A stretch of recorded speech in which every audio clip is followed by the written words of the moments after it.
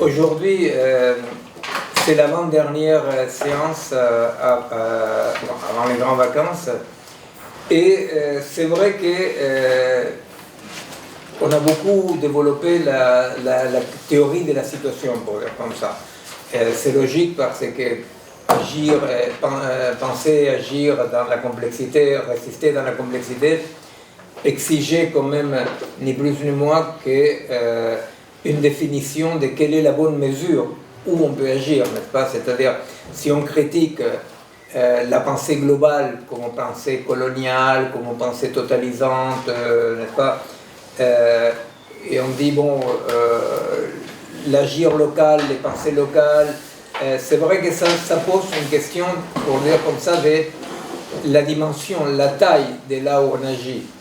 Où est-ce que les chaos peut ne pas être ravageant, pour dire comme ça, n'est-ce pas?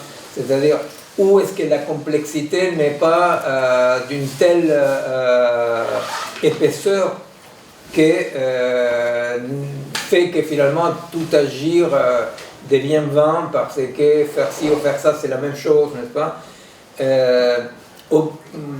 Pire encore, c'est-à-dire si nous, en critiquant la position occidentale en disant que les propres de l'anthropocène, de l'Occident colonial, patriarcal, etc., c'est l'agir de l'ingénieur, c'est-à-dire problème-solution, la linéarité, n'est-ce pas? Cette domination qui même y compris va assimiler liberté à dominer, c'est-à-dire je suis libre dans la mesure que je domine mes contraintes, quelles que soient les contraintes, non? Voilà, il y avait un vieux film stupide et drôle dans lequel il y avait quelqu'un un criminologue qui visitait des cellules de prison. Alors celui-là il est terrible, il a violé la loi de l'inceste, celui-là il est terrible, il a violé, et alors il y a une cellule qu'apparemment elle est vide, il dit non, regardez, il est collé au plafond, il dit oui, lui il a violé la loi de la gravitation universelle, non? Et alors donc effectivement lui il y a cette liberté, tu vois, de violer les lois. Alors effectivement si pour l'Occident comme ça rationaliste, etc., même la liberté était assimilée à pas de limites, la question c'est un tout petit peu de se dire bon, mais quelle est la bonne mesure, n'est-ce pas? C'est-à-dire puisque la complexité peut faire que ce que nous sommes en train de faire va donner exactement le contraire des résultats escomptés, etc. Bon. Alors c'est là où nous avons commencé à développer la théorie de la situation pour dire de notre point de vue ce qu'un nomme situation, on a développé un peu à quoi on nomme situation, etc. Comment une situation se définit par un périmètre et par une intensité, bon, ce sont des points qu'on a développés. Bon, l'année prochaine sera dédiée à la théorie de la situation, c'est-à-dire qu'avec des exemples concrets, qui sont des exemples sociaux, artistiques, scientifiques, politiques, n'est-ce pas, cliniques, sur la situation, comment une pensée de la situation, un agir situationnel, une éthique situationnelle, peut, au milieu de la crise profondissime que traversent nos cultures, comment une pensée situationnelle peut non pas être une minima morale, ou une morale de transition, mais comment peut être la bonne mesure pour assumer l'époque de la complexité, comme là. Alors ça sera la prochaine fois. Juste, il y a eu des gens qui sont un peu étonnés parce qu'ils disaient, dans un séminaire, il y a Max, le copain du collectif, qui est venu expliquer notre travail, que ça durait longtemps de préparation et que lui il a continué avec l'équipe qui avait gagné les élections à Corbeil-Essonnes, non? Et alors donc il expliquait comment à niveau d'une énorme ville comme Corbeil-Essonnes, dans laquelle il y a 105 nationalités, il y a la mafia, il y a la vieille mafia qui reste des Dassault, etc., comment à travers quelques hypothèses théoriques et pratiques qu'on avait développées avec lui et d'autres de ses copains dans des laboratoires sociaux, à Ris-Orangis, dans d'autres lieux, comment est-ce qu'ils avaient appliqué ça et qu'est-ce que ça donnait au niveau d'une ville, bon voilà. Et alors, il y a eu des gens qui sont étonnés en disant mais quel est le rapport quand la dernière fois on a invité Manon et qui parlait d'une expérience, d'une situation quantitativement beaucoup plus restreinte, non? Et alors, ça c'est effectivement une vraie question qu'après je vais un peu parler d'un petit passage de ce qui s'est passé en Argentine pendant tout le mois que j'étais lié à ce qui nous inquiète ici, non? Et, à vrai dire, si nous disons que historiquement, nous pensons que l'hypothèse moderne, centraliste, hegeliano-marxiste de la prise de pouvoir pour changer les choses, ou la politique sous condition de la conscience, etc. Si on considère que cette mode d'agir socialement est tout à fait épuisée, eh bien, c'est parce que depuis maintenant 30 ans, certains parmi nous, nous appartenons à tout ce développement du contre-pouvoir qui dit c'est à partir de l'horizontalité sociale, à travers des expériences concrètes, à partir de ce qu'on appelle le résister secret, que des nouveaux possibles émergent et qu'après, éventuellement, ces nouveaux possibles, dans l'affrontement avec les pouvoirs, différents pouvoirs, peuvent changer aussi l'institution. Mais disons que l'inversion de la pyramide du contre-pouvoir est celle qui va dire les changements, les seuls changements que pendant les 3 derniers siècles, mettons, 2 siècles et demi, les seuls changements qui n'ont pas produit le contraire de ce qu'ils voulaient, parce que les révolutionnaires russes ne voulaient pas faire la patrie du goulag, les combattants vietnamiens ne voulaient pas faire une bureaucratie dictatoriale, les combattants khmers ne voulaient pas être protagonistes d'un génocide énorme, vous voyez, c'est-à-dire que les seules révolutions, les seuls mouvements sociaux qui n'ont pas produit carrément le contraire de ce qu'ils voulaient, voire dans des situations comme à Cuba, dans lesquelles on ne peut pas dire que ce soit ni Pol Pot ni Staline, c'est-à-dire effectivement d'une façon beaucoup plus soft, mais on ne peut pas dire non plus que même si la répression n'était pas au niveau des autres pays du socialisme réel qu'on appelait, bah, on peut reconnaître que malheureusement aussi c'est un échec. On fait partie de l'échec de cette hypothèse de on prend le pouvoir et on change les choses. Que c'est l'hypothèse léniniste, non? Et alors donc, dans l'hypothèse de l'horizontalité, celle que le mouvement le plus connu, c'est le mouvement effectivement au Chiapas des zapatistes, ou les Santer chez nous au Brésil, ou en Europe tous les mouvements de nouvelle radicalité, hein, que ce soit Dahl, les sans-papiers, etc., qui sont des mouvements qui se caractérisent par une grande radicalité, c'est-à-dire ils proposent quelque chose qui d'emblée s'attaque au fondement même de la société actuelle, de la société capitaliste actuelle, parce que, voilà, on dit ceux qui sont ici sont d'ici, c'est-à-dire, voilà, on refuse les principes de nationalité, d'être né, pas né, etc. On dit en toi, en droit. On dit, mais comment, qu'est-ce que vous pensez de la propriété privée, n'est-ce pas? On dit, non, nous, on ne pense rien de la propriété privée, nous, on dit, en toi, en droit, avec les Dahl, n'est-ce pas, pendant très longtemps, bon, toute la mouvance qu'on appelait à l'époque Novox, hein, et qui continue encore sur certaines, les Dahl, il y a des groupes, ou les sans-papiers, avec les groupes de jeunes auxquels tu participes, qui occupent, entre autres, la maison des métallos, depuis un mois et demi, non? Oui, depuis le 6 avril. Voilà. Et alors, donc, ces types d'expériences sont des expériences de ces nouveaux types, dans le sens auquel il y a une radicalité totale et il n'y a aucun programme. Hein? Il n'y a aucun programme, mais il y a une radicalité totale parce qu'effectivement, quand les paysans, indiens ou pas indiens, occupent des terres chez nous, effectivement, les questions qui venaient, c'était « mais vous êtes contre la propriété privée, mais vous êtes communiste ». Non, nous, on est là, on doit vivre, on occupe les terres. Il y a des terres, il y a nous, vous voyez. Alors, cette radicalité qui est une radicalité qui questionne les fondements même de la société, ou par exemple, quand dans Notre-Dame-des-Landes, ils disent non, aéroport ici, non. Ils disent, mais quoi, vous voulez l'aéroport plus loin, vous voulez pas d'aéroport? Non, aéroport ici, non. N'est-ce pas? C'est-à-dire, c'est cette radicalité qui questionne profondément les systèmes mais pas seulement ne pense pas que d'abord il faut prendre le pouvoir pour après faire des choses, mais qu'au contraire dit des gré ou de force, le pouvoir suit, réprime ou est indifférent. C'est grosso modo les trois possibilités qu'on a tout le temps avec les expériences de contre-pouvoir. Alors, effectivement, quelques questions, on a été dans le sens de dire, mais quel est le rapport entre un dojo autogéré, etc., et une expérience comme Corbeil? Et nous, la réponse, c'est effectivement que dans les côtés fondamentaux de la radicalité qu'est la résister, c'est créer, c'est-à-dire créer des nouveaux possibles, n'est-ce pas? Créer des nouveaux possibles.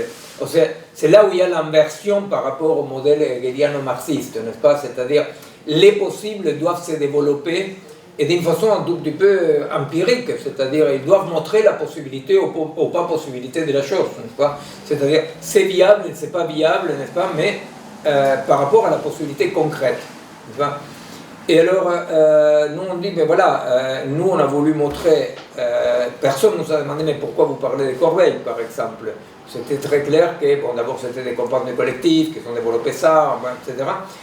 Mais pourquoi les dojos? Eh bien, parce qu'un lieu autogéré dans lequel on expérimente à notre rapport au corps, à notre rapport à la quotidiennité, à notre rapport à pourquoi on s'élève les matins, n'est-ce pas?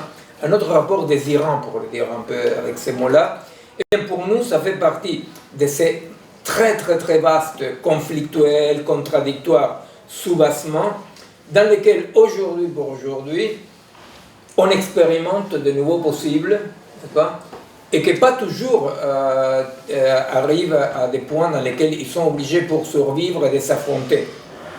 Vous voyez, il s'avère qu'à Corbeil, par exemple, malgré la taille, ils partagent ça avec les dojos dont on parlait la dernière fois, que non, c'est-à-dire que ces pratiques sont des pratiques que les différents pouvoirs en place, la répression, ne les considèrent pas comme dangereux comme pour les attaquer, par exemple.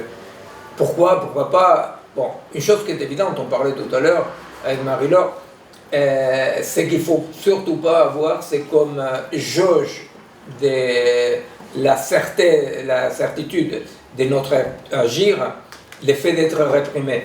Vous voyez, que ça arrive très souvent, de dire, pas pour rien ils nous répriment. Non, parfois vous répriment pour rien, et parfois ils vous répriment, vous êtes en train de faire une connerie, et après tout, bon, si on réprime les grands trafiquants de drogue, vous voyez, c'est pas parce qu'ils sont porteurs d'un projet révolutionnaire, vous voyez, alors, donc, nous, mais c'est vrai quand même que, voilà, dans la résistance-création, nous trouvons dans cette époque dans laquelle l'horizon apparaît comme absolument obscur, on ne voit absolument quel dépassement possible, dans lequel les rapports de force avec les machines d'oppression et de répression, dire qu'il est défavorable, c'est lui donner trop d'importance à notre côté. Il n'est même pas défavorable, les rapports de force avec les bulldozers qu'on a en face.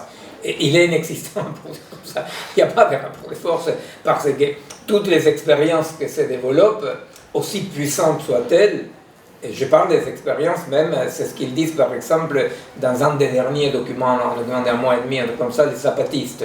Non? Ben pareil, c'est-à-dire le Chiapas avec toute la publicité qu'il y a avec Chiapas et la réalité qu'il y a avec Chiapas, ben, face à la machine, les machines qui sont en face, la vérité, c'est qu'on ne peut pas parler pour le moment qu'il y ait un rapport de force. Il y a des rapports de force, peut-être localement, mais pour le moment, effectivement, on doit admettre que l'activité fondamentale, et qui est pour nous la base de tout, c'est qu'il existe une dissociation avec les idéaux fonctionnants, les idéaux utilitaristes, etc., aujourd'hui dominant, il existe une dissociation très grande des gens qui peut-être ne font pas grand-chose, mais que dans tous les cas, il y a une dissociation subjective, que c'est pas rien, qu'il y ait une dissociation subjective, c'est pas rien, n'est-ce pas? Parce que souvent on dit, oui, toi tu es pas contre, mais qu'est-ce que tu fais?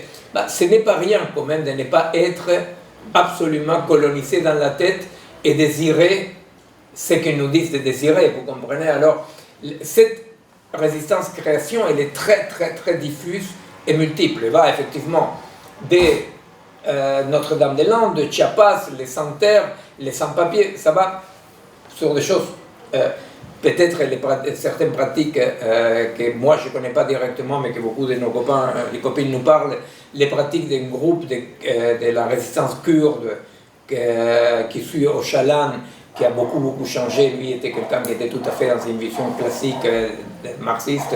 Bon, donc effectivement, il y a une myriade comme ça d'expériences de résistance-création que pour le moment, effectivement, surtout il développe dans la pratique des expériences de nouveaux possibles. Est-ce que c'est possible ci ou c'est possible ça? Vous comprenez? L'exemple qu'on donne toujours, c'est quand même le premier grand mouvement qui était très hérétique par rapport aux luttes des années 60-70 et les mouvements féministes, qui est un mouvement qui a changé des pratiques à niveau individuel, comme à niveau social, comme à niveau clinique, comme à niveau... sans du tout dire une fois qu'on aura pris le pouvoir. Et pourtant, les mouvements marxistes à niveau mondial, ils disaient tous, attendez, c'est très important ce que vous voulez, mais d'abord on doit prendre le pouvoir, n'est-ce pas? Et alors ils disaient tous comme ça, c'est-à-dire les FLN algériens disent ça, Mao Tse-tung a dit ça, tous disaient ça. Alors effectivement, c'est le mouvement un peu emblématique dans le développement de la mouvance des contre-pouvoirs, parce que justement c'est ce mouvement qui, en n'ayant pas visé l'institution comme lieu de changement, a provoqué des changements irréversibles très forts qui ont connu des répercussions à niveau légal, juste à, je ne sais pas, il y a 2 mois, mettre dans la Constitution le droit à l'avortement, un moment dans lequel aux États-Unis il est questionné, dans lequel en Argentine, là, les fascistes qui ont gagné les élections, ils les questionnent, vous voyez. Donc, c'est pas il ne s'agit absolument pas de... La liberté, pas le droit. C'est la liberté de l'avortement qui est dans la Constitution, pas le droit. La liberté, ici. C'est pas le droit. Il y a un distinguo, parce que le droit, ça veut dire qu'il faut mettre en place ce qu'il faut pour... Non, en Argentine, c'est les droits qui sont votés, c'est-à-dire que donc, ils ont voulu coincer tous les gâteaux d'enfants. Et donc, voilà, c'est un tout petit peu pour répondre un peu, lancer le sujet d'aujourd'hui, mais en disant, bon, c'est vrai que, après tout, quand nous regardons, je ne sais pas, pour dire quelque chose d'ici, de Paris, pour ne pas donner des exemples toujours longtemps, quand nous regardons une AMAP, quand nous regardons un dispensaire collectif, etc., quand nous voyons des toubibs, des infirmiers qui font un dispensaire pour sans-papiers, on dit, et quel est le rapport avec le néolibéralisme et la machine de guerre? On dit, le rapport est que pour le moment, tant qu'on ne développe pas des expériences qui montrent leur puissance dans la pratique, ces rapports de force ne peuvent être que local et restreint dans les temps, c'est-à-dire des luttes concrètes restreintes dans les temps. Mais c'est là où se joue le changement des paradigmes. Merci. C'est là où se joue les changements des paradigmes dans lesquels les sabbatistes, vous savez, ils aiment bien un langage un peu poétique, alors ils disent, ils sont en diagnostic, pas scientifique, mais ils disent, il nous faut 120 ans. Bon, ils veulent dire, on s'inscrit dans la longue durée. Nous, on le dit, c'est bien gentil, mais s'il nous faut 120 ans pour assurer un minimum de rapports de force, peut-être on ne sera plus là quand on va faire les rapports. Bon, mais peu importe. Dans tous les cas, c'est l'idée de que, voilà, pour nous, voilà. Alors, par rapport à ça, et avant de passer au premier point, parce que ça c'était les pré-premiers points, avec certains parmi vous et des gens qui écoutent en différé, etc., vous savez que l'histoire de Corbeil-Essonnes est arrivée parce qu'à un moment dans lequel, avec les collectifs et des amis en Argentine et d'autres, comme ça, projets collectifs, on travaillait beaucoup sur l'intelligence artificielle, sur la singularité du vivant, sur l'algorithme, on travaillait sur des sujets ça, qui sont des sujets interface entre, on peut dire, science, technologie et les vivants, la société. Nous est arrivé un accident qui est que voilà, des copains du collectif, ils ont gagné les élections à Corbeil de façon absolument inopinée. Et alors, c'était une urgence, on a réuni beaucoup de gens du Brésil, de l'Argentine, de l'Uruguay, parmi eux quelqu'un qui est assez connu un peu internationalement, c'est Raoul Siveci, qui est une des figures du mouvement décolonial. Et on s'est réunis pendant très longtemps, ça durait plus d'un an et demi, pour se dire, et qu'est-ce qu'on fait?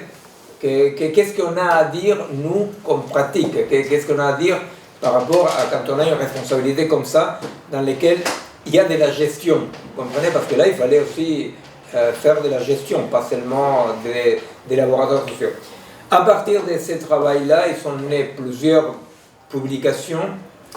Avec Siveci, on a fait un bouquin avec Ariel Penissi Siveci, deux copines du collectif, Florencia Carabajal a dirigé un groupe d'écoféministes argentines et brésiliennes qui sont tiré les conséquences, vous voyez, de ces 2 années de travail. Chacun tirait ses conséquences en disant qu'est-ce qu'on a appris. Et avec Bastien, on a écrit ces bouquins-là, qu'on a appelé d'une façon, comme qui dirait, une sorte de souhait. On l'appelait contre-offensive, n'est-ce pas? Et qu'on va présenter à la Maison de l'Amérique latine le 7 juin. Le 7 juin à 21h, à la Maison de l'Amérique latine, au boulevard Saint-Germain. Alors, contre-offensif, c'était pas facile de faire passer les titres contre-offensifs par rapport aux copains et copines, parce qu'ils trouvaient que contre-offensive, c'était surtout en Amérique latine, du Sud. Parce qu'ils trouvaient que contre-offensive restait trop piégé dans la vision militante classique. Et nous, on disait que non, qu'à partir du contre-pouvoir, il fallait bien qu'il y ait des effets de contre-offensive, parce qu'il faut penser quand même, à un moment donné, cette question de comment l'horizontalité, dans laquelle l'activité principale, pour dire comme ça, est la création, n'est-ce pas, quand même, à d'autres niveaux, doit pouvoir assumer l'affrontement et voir participer avec d'autres forces qui ne seront pas tout à fait des forces peut-être toutes très proches de nous, mais participer à des rapports de force, n'est-ce pas?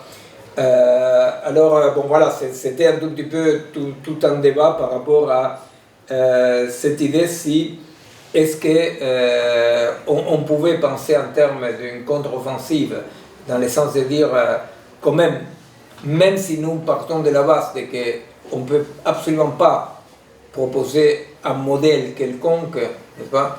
Mais comment cette multiplicité d'expériences devait aussi assumer ces niveaux-là. Et bon, dans chacun des 4 publications qui sont sorties de ces presque 2 années de travail ensemble dans ces groupes-là,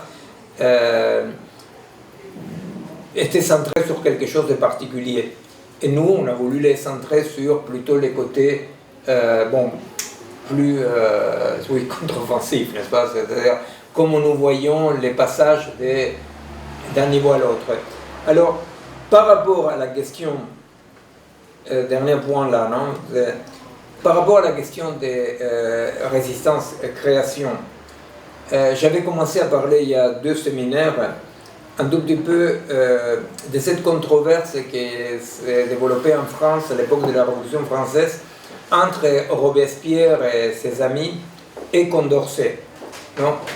Alors, Condorcet, il représentait plutôt la position révolutionnaire, conscience, éducation, agir d'après la conscience, etc. Et Robespierre et ses amis, ils proposaient, bon, ce que vous connaissez, c'est-à-dire créer une sorte de religion de la révolution, n'est-ce pas? Alors lui, il dit, non, il faut créer des images, des drapeaux, des rituels révolutionnaires. Pourquoi? Parce qu'il disait, on doit créer un imaginaire qui demande une adhésion affective, pour le dire comme ça, n'est-ce pas, parce que c'est cet imaginaire-là qui peut apparaître comme viable et possible. C'est-à-dire, par contre, si nous devons compter sur en agir seulement à force de conscience, ceci ne peut pas tenir le coup, grosso modo. N'est-ce pas? C'était la discussion entre les deux courants, non? Que si on veut les caricaturer un peu, parce qu'on n'est ni Robespierre ni Condorcet, ben ce serait, nous on serait plutôt d'accord avec Robespierre, avec l'idée qu'il faut créer des modes de vie viables, n'est-ce pas, qui ne demandent pas la conscience pour agir. Et par exemple, Badiou serait des côtés de Condorcet quand il dit la politique est sous condition de la conscience, etc., n'est-ce pas?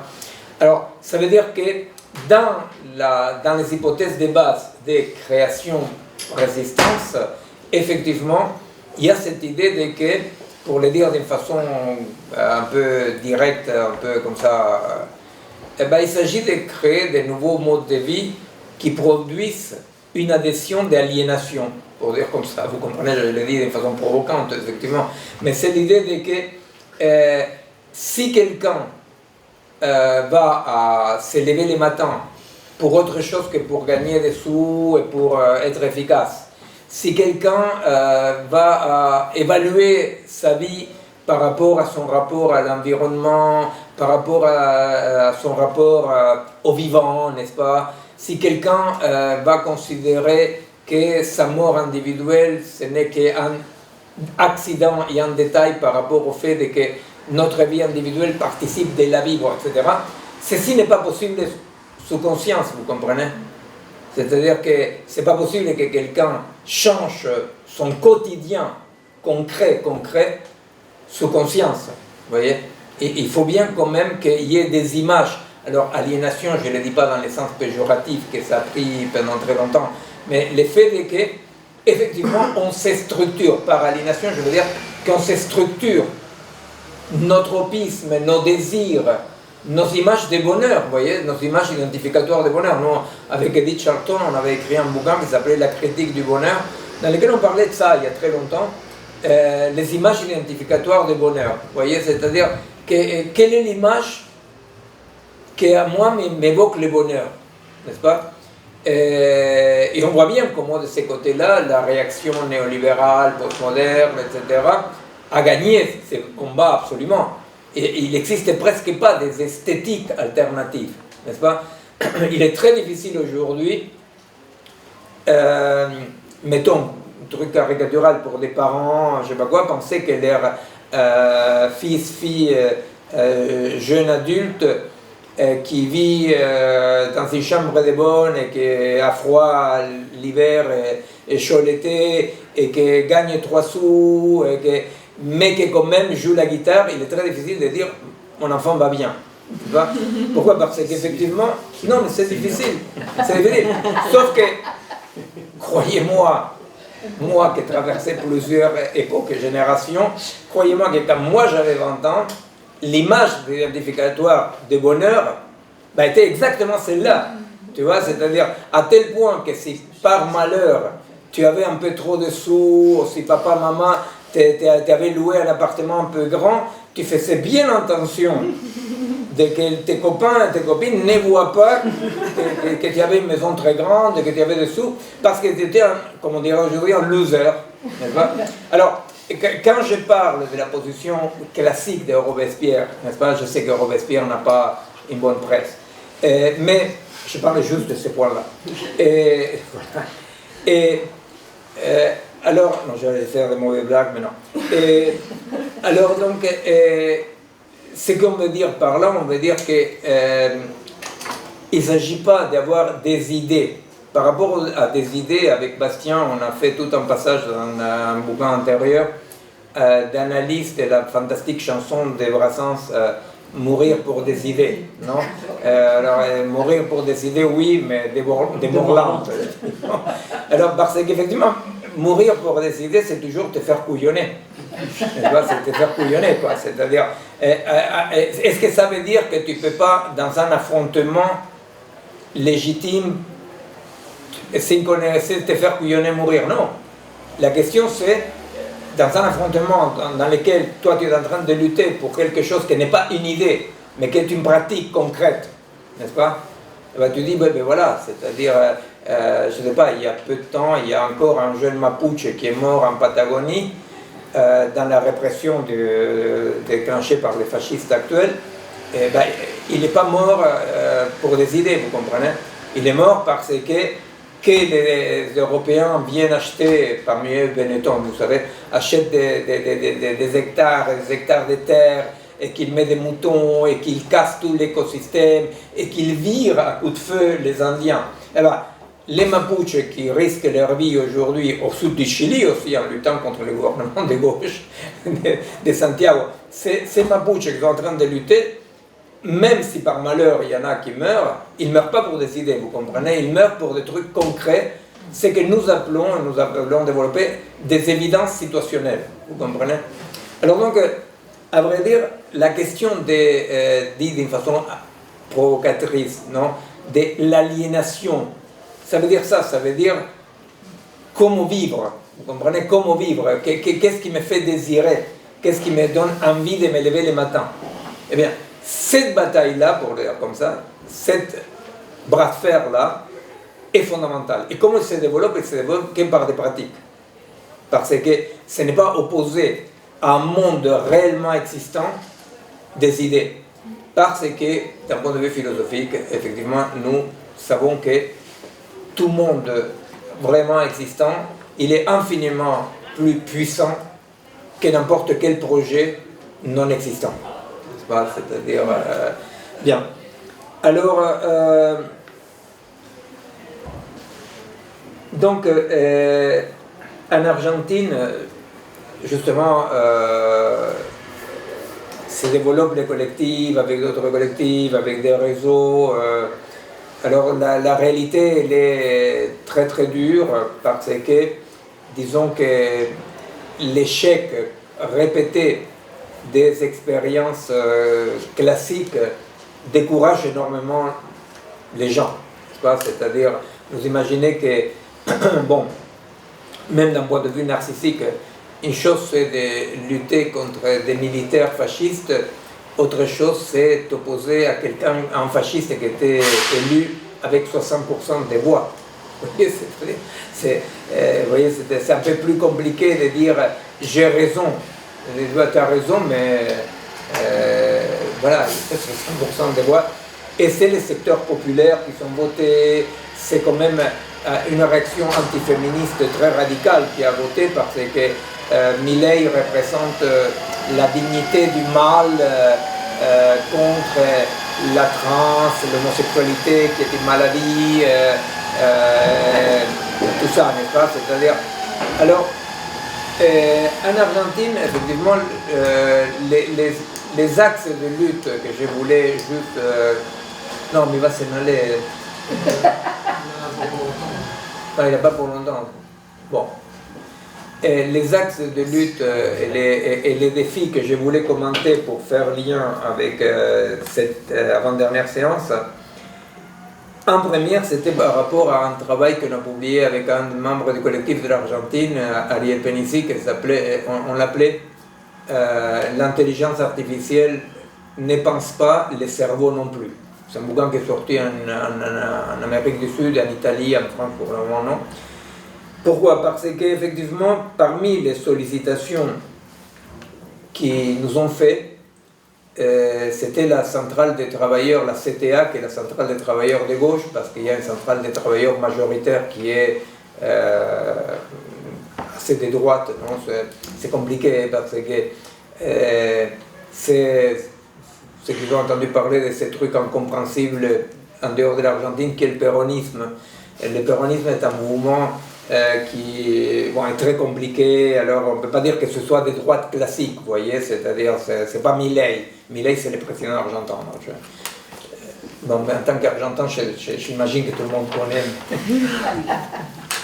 Et alors donc cette centrale syndicale, qui est une très grosse centrale syndicale quand même, nous a demandé au collectif, on est allé Ariel et moi, de créer une commission de recherche parce qu'ils veulent comprendre quelque chose qui, dans le mouvement décolonial, est tout à fait oublié, laissé de côté, qui est la colonisation algorithmique. C'est-à-dire le mouvement décolonial qui, dans l'analyse du côté patriarcal, du côté écrasement des savoirs locaux, etc., il est très fort, il y a une longue histoire, ne s'occupe absolument pas, ne voit pas dans la homogénéisation algorithmique du monde, n'est-ce pas, ne voit pas un mouvement colonial, n'est-ce pas. Or, de notre côté, même d'un point de vue scientifique, on a travaillé en biologie, en neurophysiologie, on a beaucoup travaillé pour essayer de comprendre effectivement cette colonisation, y compris des cerveaux. Et alors, les copains, les copines là, de la centrale syndicale, ils nous ont demandé quand même parce que le problème, c'est qu'ils disent il va y avoir des centaines de milliers de postes de travail fermés à cause de l'intelligence artificielle, n'est-ce pas? Leurs calculs sont catastrophiques. Alors, ils disaient, bon, mais comment comprendre ça? Alors, bon, on essayait de travailler avec eux. On a créé cette commission en disant, bon, on ne peut pas défendre les postes de travail comme ça, en défendant les postes de travail tout court, si on ne comprend pas quelle est la façon dont l'intelligence artificielle attaque. Elle n'attaque rien, l'intelligence artificielle n'a pas de volonté, mais va attaquer, de fait, ces postes de travail. Et c'était compliqué parce que, ça c'est un tout petit peu comme anecdote, hein, mais c'était compliqué parce que ce qu'ils pensaient les copains syndicalistes, c'était, ils disaient, on doit défendre les postes de travail, donc il y a l'intelligence artificielle, donc on doit légiférer pour qu'il y ait un binôme, un appareil de IA et un être humain. Et alors nous on disait, bon c'est absolument, c'est plein de bonnes intentions, mais c'est tellement artificiel que ça ne peut pas fonctionner, parce que d'ailleurs Milei, vous imaginez, ne va pas forcément doubler à chaque fois qu'il y a un terminal de IA, un être humain à côté. Et alors, j'évoque ça parce que dans la difficulté pour le mouvement décolonial de comprendre la colonisation algorithmique, va dans cette idée de que, au fait, la IA s'attaque à l'homme, et qu'il faut mettre l'homme, dans le sens d'être humain, non, attaque l'être humain, n'est-ce pas, et qu'il faut remettre l'être humain au cœur du dispositif, n'est-ce pas. Or, là, il y a un vrai problème qui regarde tout ce que nous travaillons ici depuis un bon bout de temps, parce que, bon, d'une part, le côté artificiel de la chose est d'une naïveté absolue, parce que vous imaginez que dans un monde dans lequel l'objectif central est la performance, les profits, etc., c'est insoutenable le fait d'avoir quelqu'un qui se gratte à côté d'un ordinateur, c'est-à-dire qu'il soit payé pour se gratter. Alors, nous, ce qu'on proposait, on disait, là, le problème, c'est la difficulté que nous avons à comprendre la singularité du vivant par rapport au mode d'existence de la machine, n'est-ce pas? C'est-à-dire, il y a quelque chose par rapport à la singularité du vivant, parce que, par exemple, les pièges dans lesquels tombaient les copains et les copines. Moi, je le raconte là, mais il y avait là une charge d'angoisse difficile à transmettre, non? Parce qu'il se trouve là, cerné, non? Mais bon, la difficulté, c'est que la voie qu'ils sont empruntés, c'est la suivante. Ils disent, voilà qu'est-ce qu'elle ne peut pas faire la machine et qu'un humain peut faire. Et moi, je dis, cette voie-là est la voie déjà de la défaite. Une fois que vous êtes dans cette voie-là, vous êtes perdu, vous avez déjà perdu le combat. Pourquoi? Parce que vous avez entériné, ni plus ni moins, le fait qu'un être humain, on dirait même un vivant, mais bon, un être humain, est aussi une collection de modules qui doit se comparer aux collections de modules de la machine. Alors là, il y a deux choses. Il y a une chose concrète, immédiate, les modules de la machine gagnent. Voilà, bon, déjà.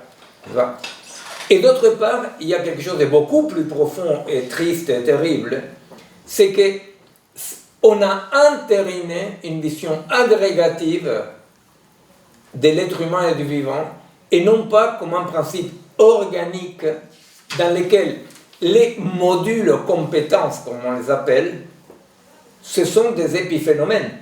Vous comprenez? C'est-à-dire, qu'est-ce qu'il peut ou pas faire un être humain n'est pas ce qui définit l'être humain.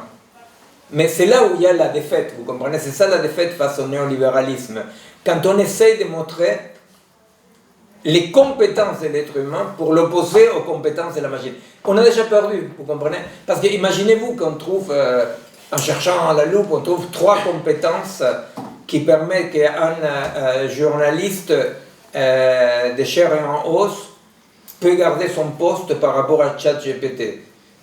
D'accord, mais le problème c'est que nous avons déjà parti de la base de que du moment où la machine pourra combler ces 2-3 compétences, ça y est, vous comprenez? Et le combat, mais c'est un combat très compliqué parce que c'est là où passe un des axes principaux de la décolonisation dans le sens algorithmique, c'est que nous avons du mal à déterminer à identifier, à déterminer cette singularité du vivant. Et cette singularité du vivant, si vous suivez un peu ce que je vous raconte de façon un peu désordonnée, effectivement, c'est justement ce qu'on ne peut pas défendre depuis une loi. Vous comprenez? C'est qu'on doit expérimenter. Pourquoi on doit l'expérimenter? Eh bien parce que nous ne le savons pas. Vous comprenez? On a tellement, vous savez comment écrivait Aristote, non? Toute mise en forme est une mise en norme. Et ça fait tellement longtemps qu'on adhère aux formes algorithmiques, calculantes, utilitaristes. Ça fait tellement longtemps qu'on adhère à ces formes-là qu'on s'est avalé toute la mise en norme que ceci implique, vous comprenez? Par le formatage. Alors, le problème c'est ça. Les gens disent en Argentine, ils disent, vous avez Milei, il fait de façon grossière et ouverte ce que Macron fait ici en levant les petits doigts, mais c'est la même chose, n'est-ce pas? C'est-à-dire c'est le tout économique, le tout productif, l'humain ce sont des ressources humaines, n'est-ce pas, etc. Et alors, il y a quelque chose qui me semble très intéressant, effectivement, qui est que les gens sont scandalisés. Et c'est terrible parce que je vois des copains, des copines qui viennent de la lutte forte, et je suis scandalisés. Vous avez pour moi l'image de l'indignation, c'est une vieille bourgeoise du 16e arrondissement qui écrit au courrier des lecteurs de Figaro, « Oh, je suis scandalisé ». Et alors, ces copains, ces copines, vraiment des militants, non, de beaucoup d'expérience, se scandalisent. Alors de quoi se scandalisent? Se scandalisent parce que Milei dit, cet hôpital-là, pas seulement n'est pas rentable, mais en plus il perd des sous. On le ferme. L'université, il dit, l'université n'est pas productive. Alors il veut privatiser les universités. Bon, il y a eu une manif monstre, heureusement, alors il a dû reculer un peu. Et alors, les malades oncologiques. Les malades oncologiques, chaque traitement coûte, je ne sais pas, mais c'est astronomique, non? Et alors, le mec il fait un calcul, il dit investissement-profit. Tu vois, c'est-à-dire, toi tu guéris 3 cons et tu les guéris d'une tumeur, tu vois. Profit, investissement. Et alors, donc, il a coupé les médicaments oncologiques. C'est-à-dire que les malades oncologiques sont restés sans médicaments. Je vous dis, ce n'est pas pour faire dramatique, non, mais je vous dis, il y a un copain d'Ali, un copain du collectif, il avait les larmes aux yeux parce que, tu te rappelles par rapport au curé, et un curé, vous savez les petits curés du peuple qu'il y a en Argentine, en Amérique latine, les petits curés comme ça, un curé qui s'occupait des mômes malades de cancer, qui faisait une tombola pour voir parmi tous les malades à qui on les donnait la médication. Comme ça, vous imaginez? C'était l'horreur. Là, les copains, ils me racontaient parce qu'il avait apporté de la médication, non? Il s'arrange pour avoir des subventions, je ne sais pas quoi. Et alors le curé, il pouvait acheter, mais il pouvait acheter Et alors il dit, à qui je donne? Alors il dit, non, je ne décide pas, dit le curé. On fait une tombola. D'un point de vue médical, c'est même pas du perlan-pampan. Vous imaginez, c'est même... Bon. Alors donc, je vous dis ça pour dire l'indignation. Et alors moi je dis, bon, écoutez, les copains, les copines, il faut arrêter de s'indigner. Parce que qu'est-ce qu'il dit, Milei? Milei, il dit, faites-moi confiance, les choses commencent à aller bien, et d'ici à 6 mois, 8 mois, les choses iront bien. Et alors, les gens comme ça, les gens qui souffrent, il y a plein de gens qui restent à la rue, il a coupé les retraites, par exemple, pour les vieux, soit ils bouffent, soit ils sont en toit, bon, c'est l'horreur. Et quand même, ils disent, quand même, ça fait 5 mois qu'il est là, il faut lui faire confiance, il dit que les choses vont aller bien. Et alors moi je dis, bon écoutez, on va être très clair, ça fait un bouquin pas possible, non? Parce que je l'ai dit dans une radio avec une grande écoute, non? Et alors je dis, écoutez, il faut croire, Milei, les choses iront mieux. Vraiment, iront mieux, je dis. Sauf qu'ils iront mieux pour la macroéconomie, vous comprenez? Et la macroéconomie n'a rien à cirer des êtres humains. Et c'est là les changements que les copains, les copines ont du mal à opérer. Vous comprenez? Comprendre que le changement était que Milei appartient à un macro-processus pour lequel l'être humain n'est absolument pas le centre. Vous comprenez? Or, nous avons beaucoup parlé ici de qu'une des conséquences de la crise de l'Occident est la fin de l'anthropocentrisme, n'est-ce pas? C'est-à-dire, effectivement, la crise de l'Occident fait que l'homme n'est pas ni maître, ni possesseur, ni sujet, ni rien, n'est-ce pas? Voilà, donc l'anthropocentrisme qui seulement a été si important dans la modernité occidentale coloniale, l'anthropocentrisme n'existe dans aucun type d'autre culture.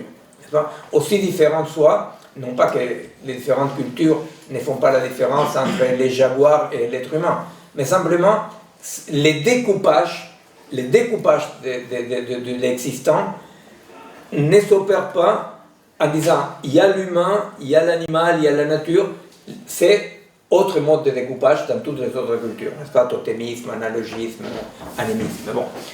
Alors, ce n'est pas la première fois que nous voyons, du tout, là on s'en fout, que nous voyons que dans un dispositif culturel, dans une civilisation, dans une cosmogonie, n'est-ce pas?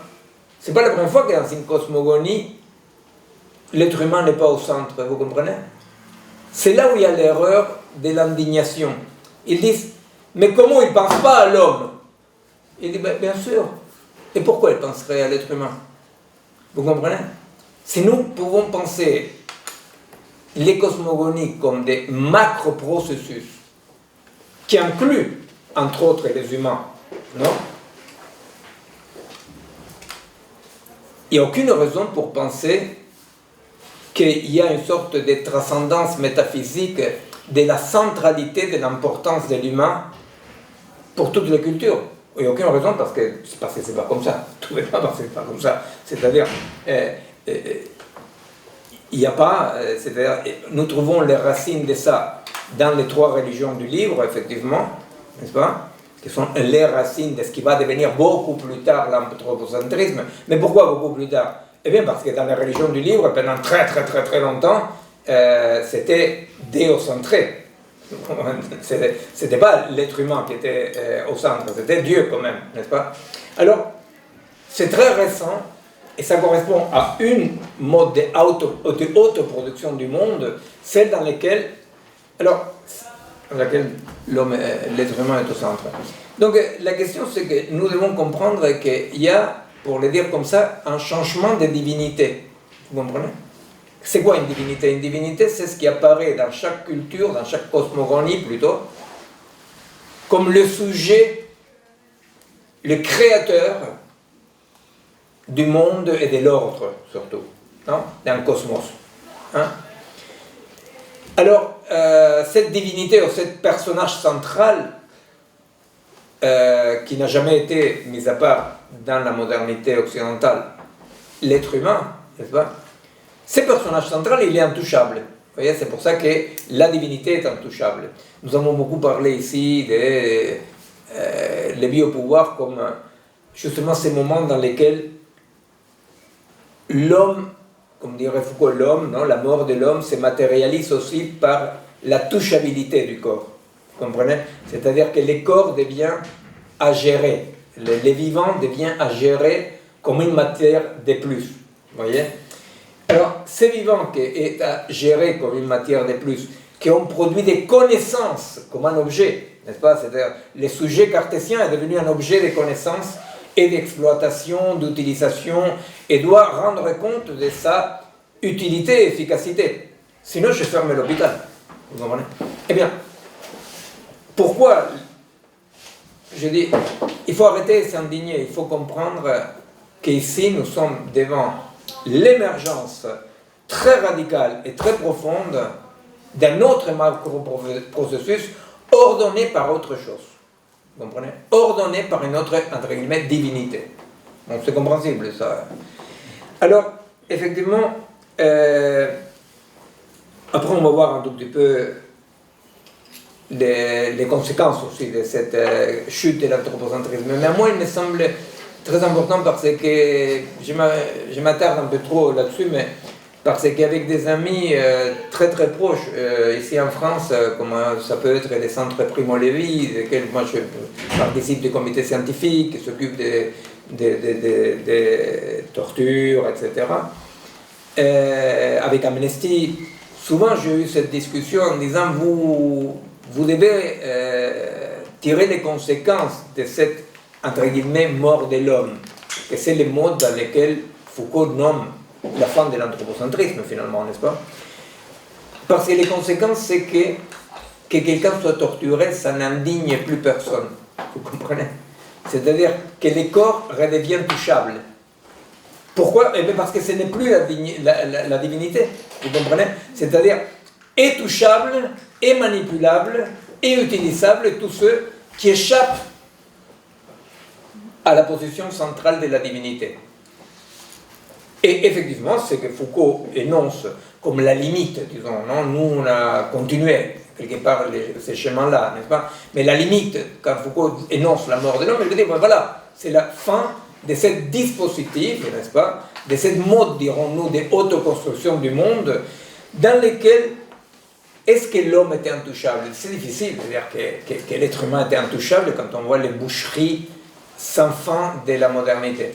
Alors peut-être l'intouchabilité de l'homme, les droits de l'homme, l'humanisme, peut-être sont plutôt à prendre comme l'écorce, les récits qui entouraient l'effet central de la modernité qui est la calculabilité, qui est un rapport au monde dans lequel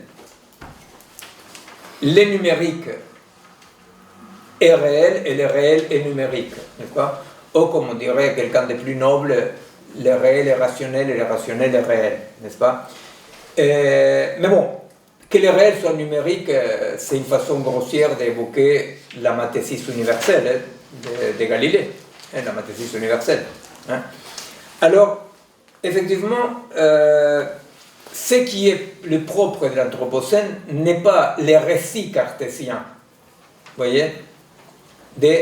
Nous devons devenir comme maîtres et possesseurs de la nature, ce n'est pas l'humanisme, ce n'est pas les droits de l'homme. Ce qui est central, ce sont des processus très concrets. C'est là où on se sépare un peu du tournant linguistique de Foucault, n'est-ce pas? Ce n'est pas un épistéme pour nous, c'est des modes de production, d'autoproduction du monde très concrets qui produisent des récits en accord, n'est-ce pas? Alors, effectivement, ce qui est l'axe central, c'est la calculabilité, la prédictibilité et la ligne droite de l'ingénieur, n'est-ce pas?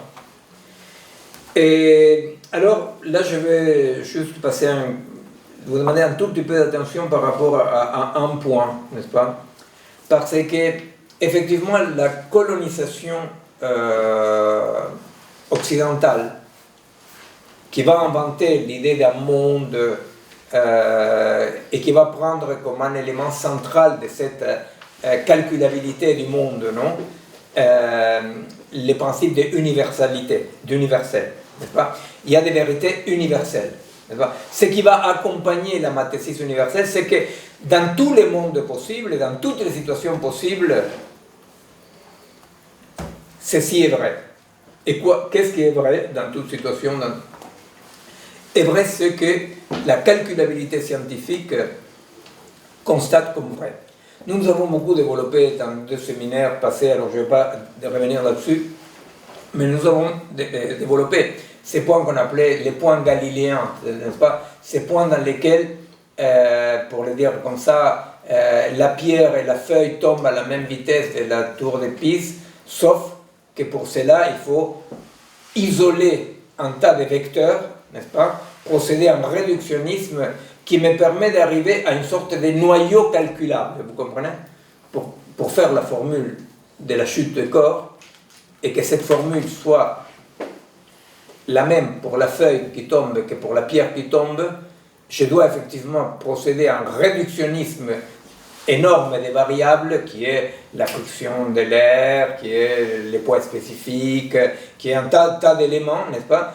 Et alors, la mathématisation, la mathésis universelle, la calculabilité, qui va dire le réel est numérique et le numérique est réel, n'est-ce pas?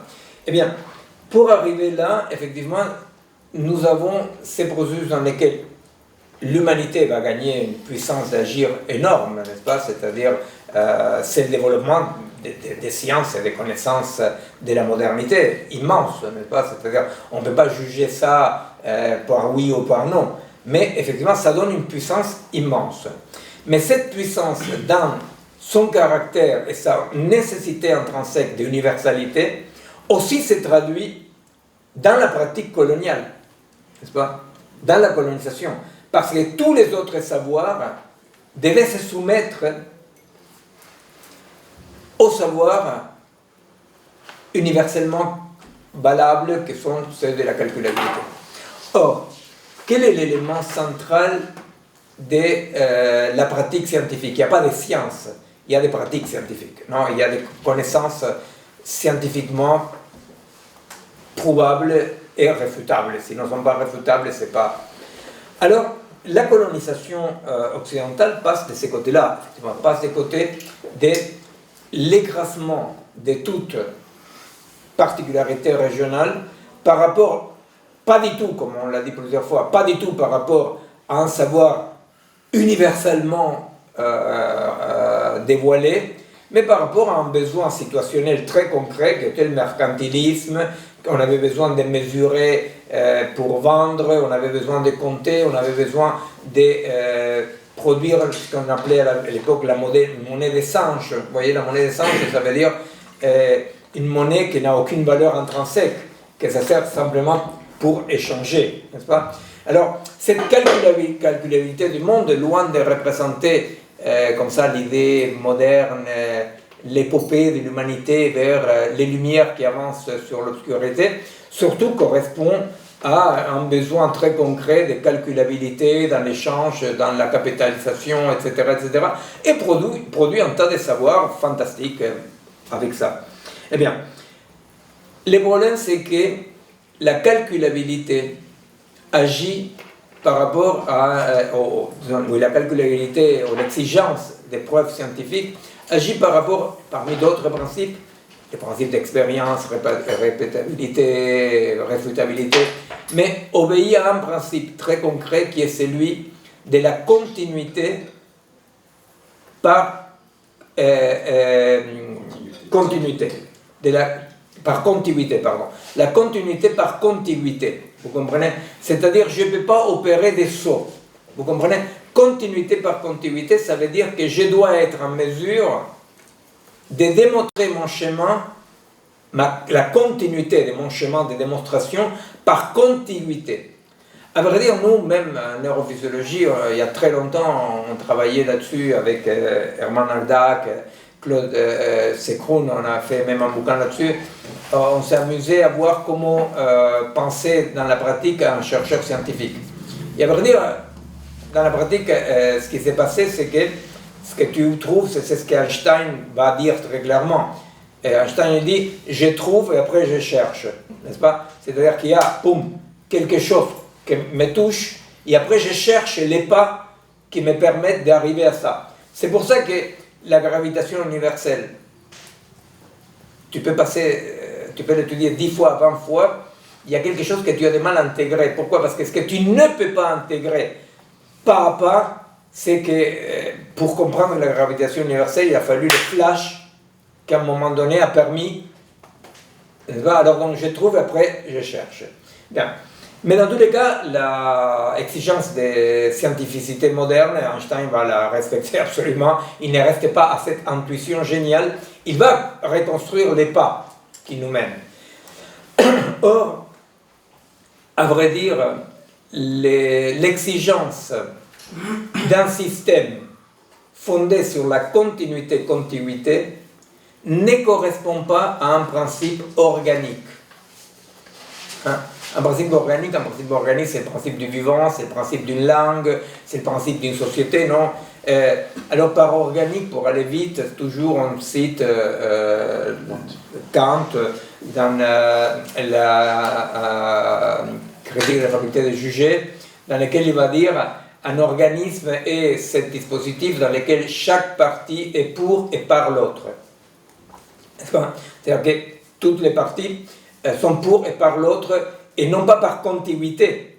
C'est-à-dire que la continuité, bon, d'une façon un peu plus scientifique justement, c'est on identifie un principe organique à un état critique. Vous avez un état critique en physique, c'est une transition de phase, du liquide au gazeux par exemple. Pourquoi? Qu'est-ce qui se passe dans la transition de phase? Dans la transition de phase, il se passe qu'une série de molécules, une certaine quantité de molécules, se mettent à interagir entre elles de façon non par contiguïté. Vous comprenez? Ils agissent dans un agir d'ensemble. Ils sont capturés dans un agir d'ensemble. Ça, c'est les transitions de phase. Les vivants, va dire Francis Bailly et Giuseppe Longo, ils vont dire les vivants, alors, il doit être décrit comme un état critique, une transition de phase, c'est un état critique. C'est un état critique étendu. C'est-à-dire que ces moments, vous voyez, dans lesquels des molécules de H2O se mettent à agir tout ensemble, ces moments d'unité est un instant. Alors, on va dire, cette unité qui, dans la transition de phase, est un instant, dans les vivants, c'est du critique étendu. C'est-à-dire que c'est quand même cet état critique dans lequel être vivant, c'est être dans cette stabilité loin de l'équilibre et en permanence, que d'un point de vue physico-chimique à l'occasion, on peut identifier avec une transition de phase, un état critique. Pourquoi étendu? Eh bien parce que ça te dure 18 ans pour un chat, je ne sais rien, 90 ans, 100 ans pour un humain, je ne sais rien, vous voyez, c'est-à-dire, donc c'est un état critique étendu. Mais c'est cette criticité qui est fondement de la fragilité du vivant, n'est-ce pas? Parce que le vivant, justement, toute stabilité qui s'approche de l'équilibre est la mort. Non? Alors donc, quand, si on a compris ça, cette petite parenthèse, non, grosso modo, quand la colonisation occidentale, au nom des Lumières, de la science, des savoirs, etc., arrive dans des cultures non modernes ou paramodernes, elle casse l'unité organique de cette culture-là. Vous comprenez? Pourquoi? Parce que l'unité organique d'une culture ne correspond absolument pas à l'exigence continuité par contiguïté. Vous comprenez? Alors, dit d'une autre façon, il s'avère qu'en Inde, il y a depuis très longtemps des universités dans lesquelles on apprend l'astrologie.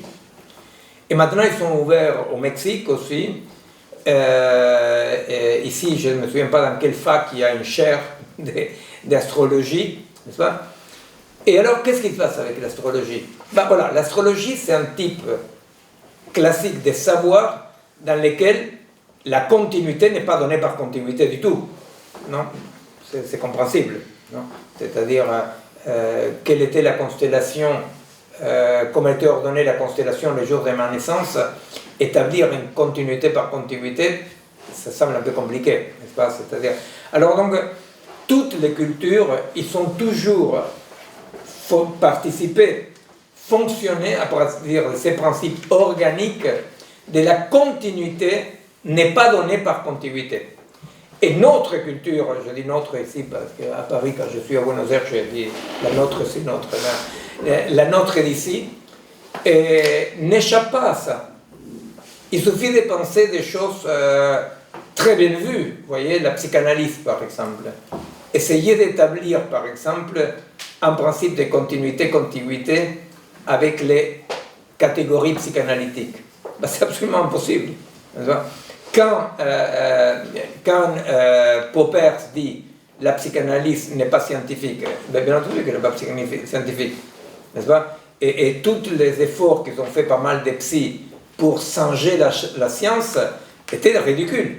Pourquoi? Parce que la psychanalyse fonctionne comme ces savoirs culturels qui obéissent à une certaine organicité. Vous comprenez? C'est-à-dire qu'à un certain moment donné, pour certaines cultures, pour certaines sociétés, parler d'un inconscient, d'un préconscient, vous voyez, c'est-à-dire que, à moi personnellement, mais c'est juste à moi, hein, quand j'entends parler, par exemple, trop des psychanalystes, de discuter les rapports du ça avec les moi et la pulsion, moi j'ai la sensation que je suis en train d'entendre parler des astrologues, n'est-ce pas? Mais non pas pour disqualifier la psychanalyse, mais parce qu'effectivement je comprends que la psychanalyse, qui émerge à un moment donné culturel, concret, trouve son efficacité culturelle par des pratiques, des savoirs qui n'ont nul besoin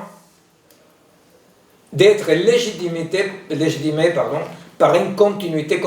C'est compréhensible, ça?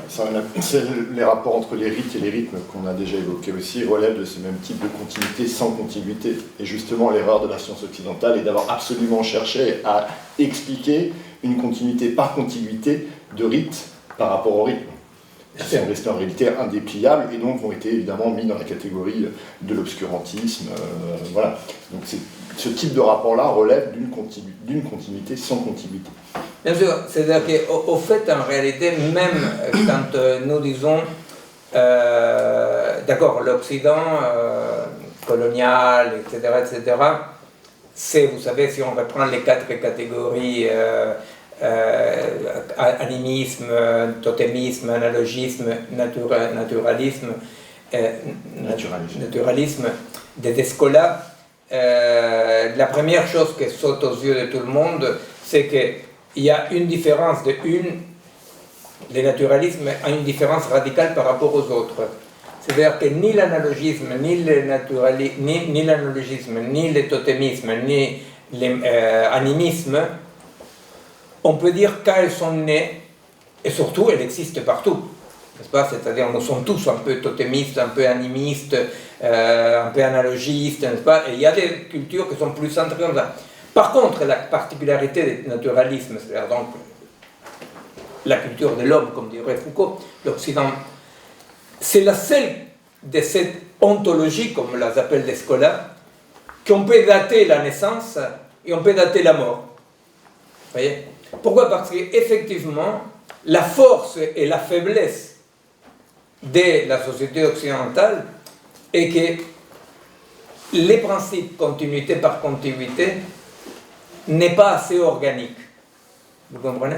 C'est-à-dire que les principes, et c'est pour ça que nous disons, bon, bien que nous nous plaçons dans une mouvance phénoménologique, nous déplaçons la conscience pour mettre au cœur de notre préoccupation le corps, n'est-ce pas? Alors on dit, effectivement, il y a là quelque chose qui ne fait pas corps. Vous comprenez? Il y a quelque chose dans l'exigence de continuité par continuité qui ne fait pas corps. Alors là, si on saute un tout petit peu en essayant de voir si on comprend l'axe de ce que j'essaie de développer, on comprend bien quand même les côtés délétères, destructeurs de l'utilitarisme, par exemple.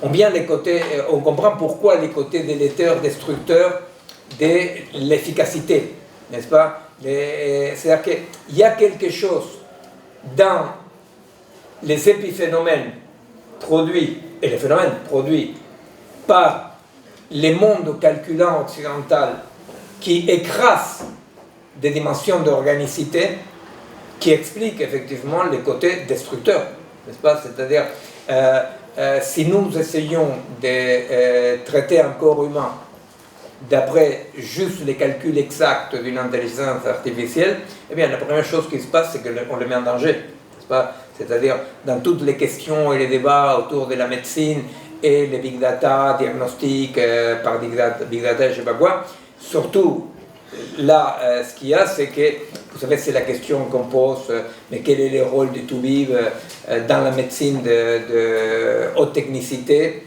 étant donné qu'on travaille avec big data, avec des robots, avec des intelligences artificielles, et alors les tout-vives.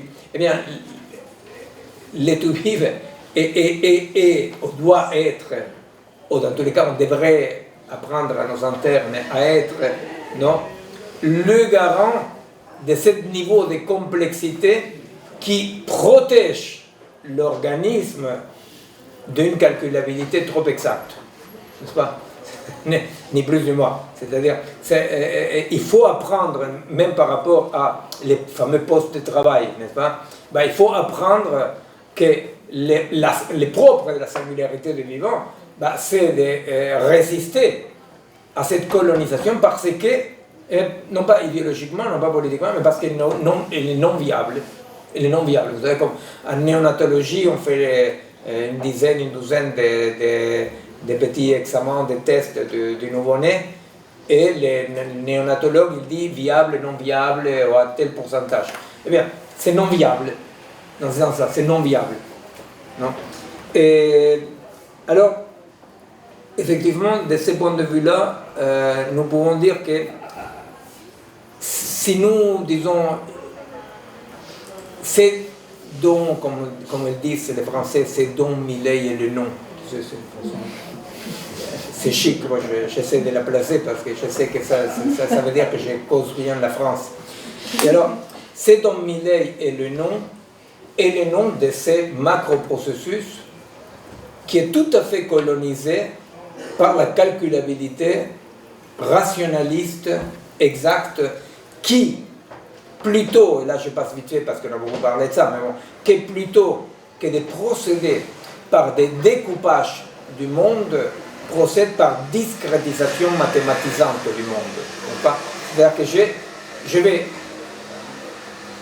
découper mon monde, non pas par rapport à quelque chose de flou qui est un découpage, n'est-ce pas, mais par rapport à une exactitude discrétisante. N'est-ce pas?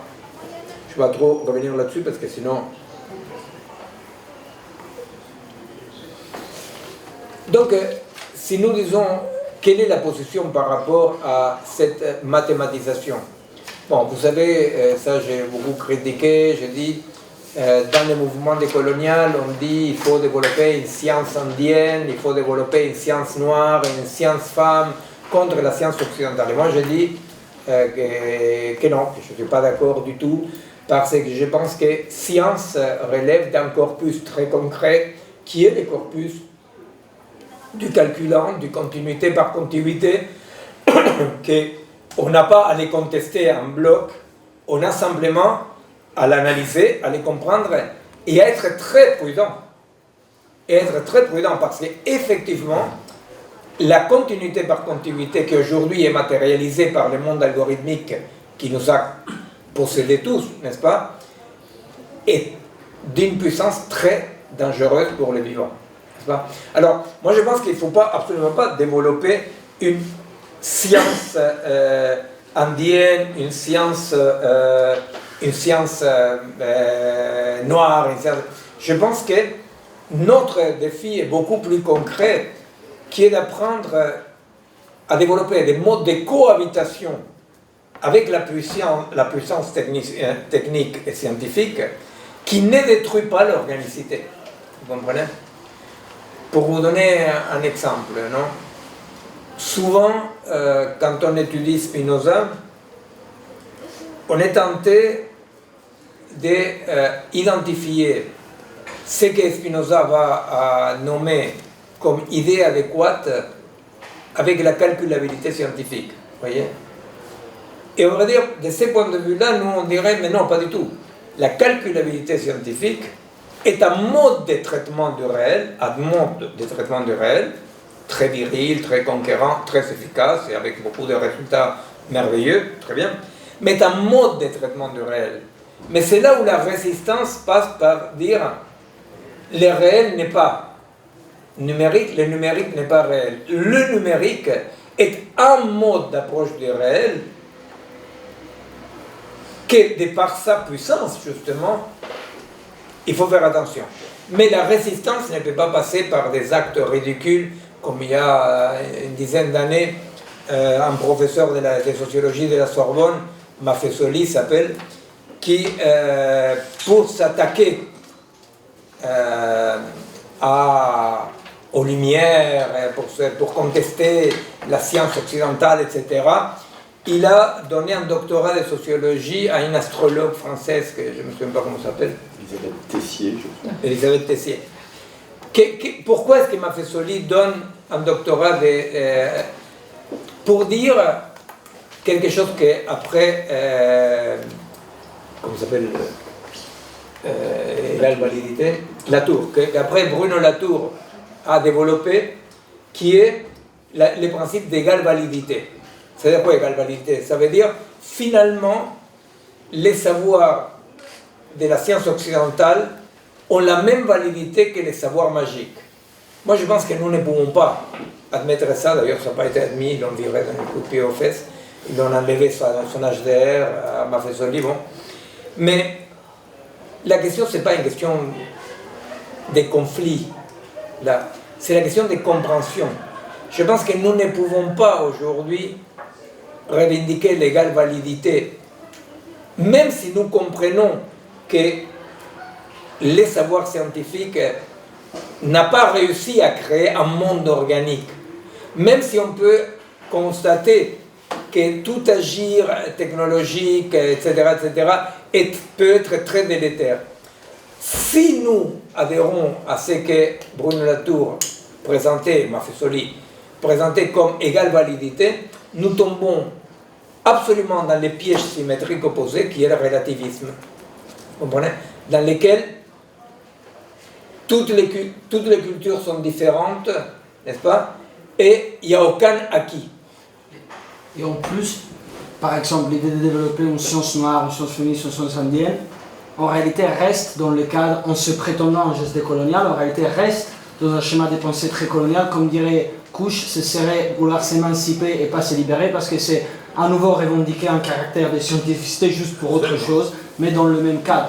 Même parler d'égale validité, c'est faire tomber le caractère d'altérité qu'il peut y avoir justement entre un savoir qui fonctionne par continuité sans continuité. Donc, ce serait rester piégé doublement. Absolument. Ça va dans le sens de ce qu'on va développer l'année prochaine, n'est-ce pas, dans la théorie de la situation, non? Mais effectivement, les relativismes, c'est quelque chose qu'on a dit plusieurs fois, mais que c'est important, je pense.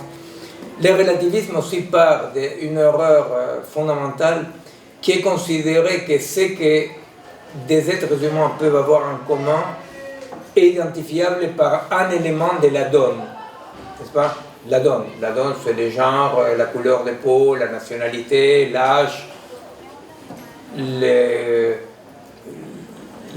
squadres de football, l'équipe de football que Théo aime. Et alors, ouais, il est comme ça, il n'a même pas fêté Pessah pour regarder un match de ça. C'est la donne, ça. C'est la donne, parce que ça se transmet par pair, donc c'est très donne.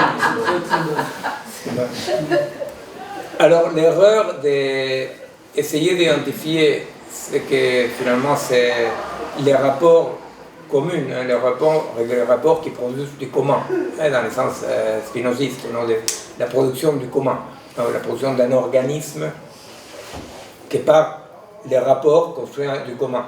Eh bien, c'est que le commun n'est jamais donné. La donne, de ce point de vue-là, fait partie du premier genre de connaissances, c'est qu'on reçoit passivement.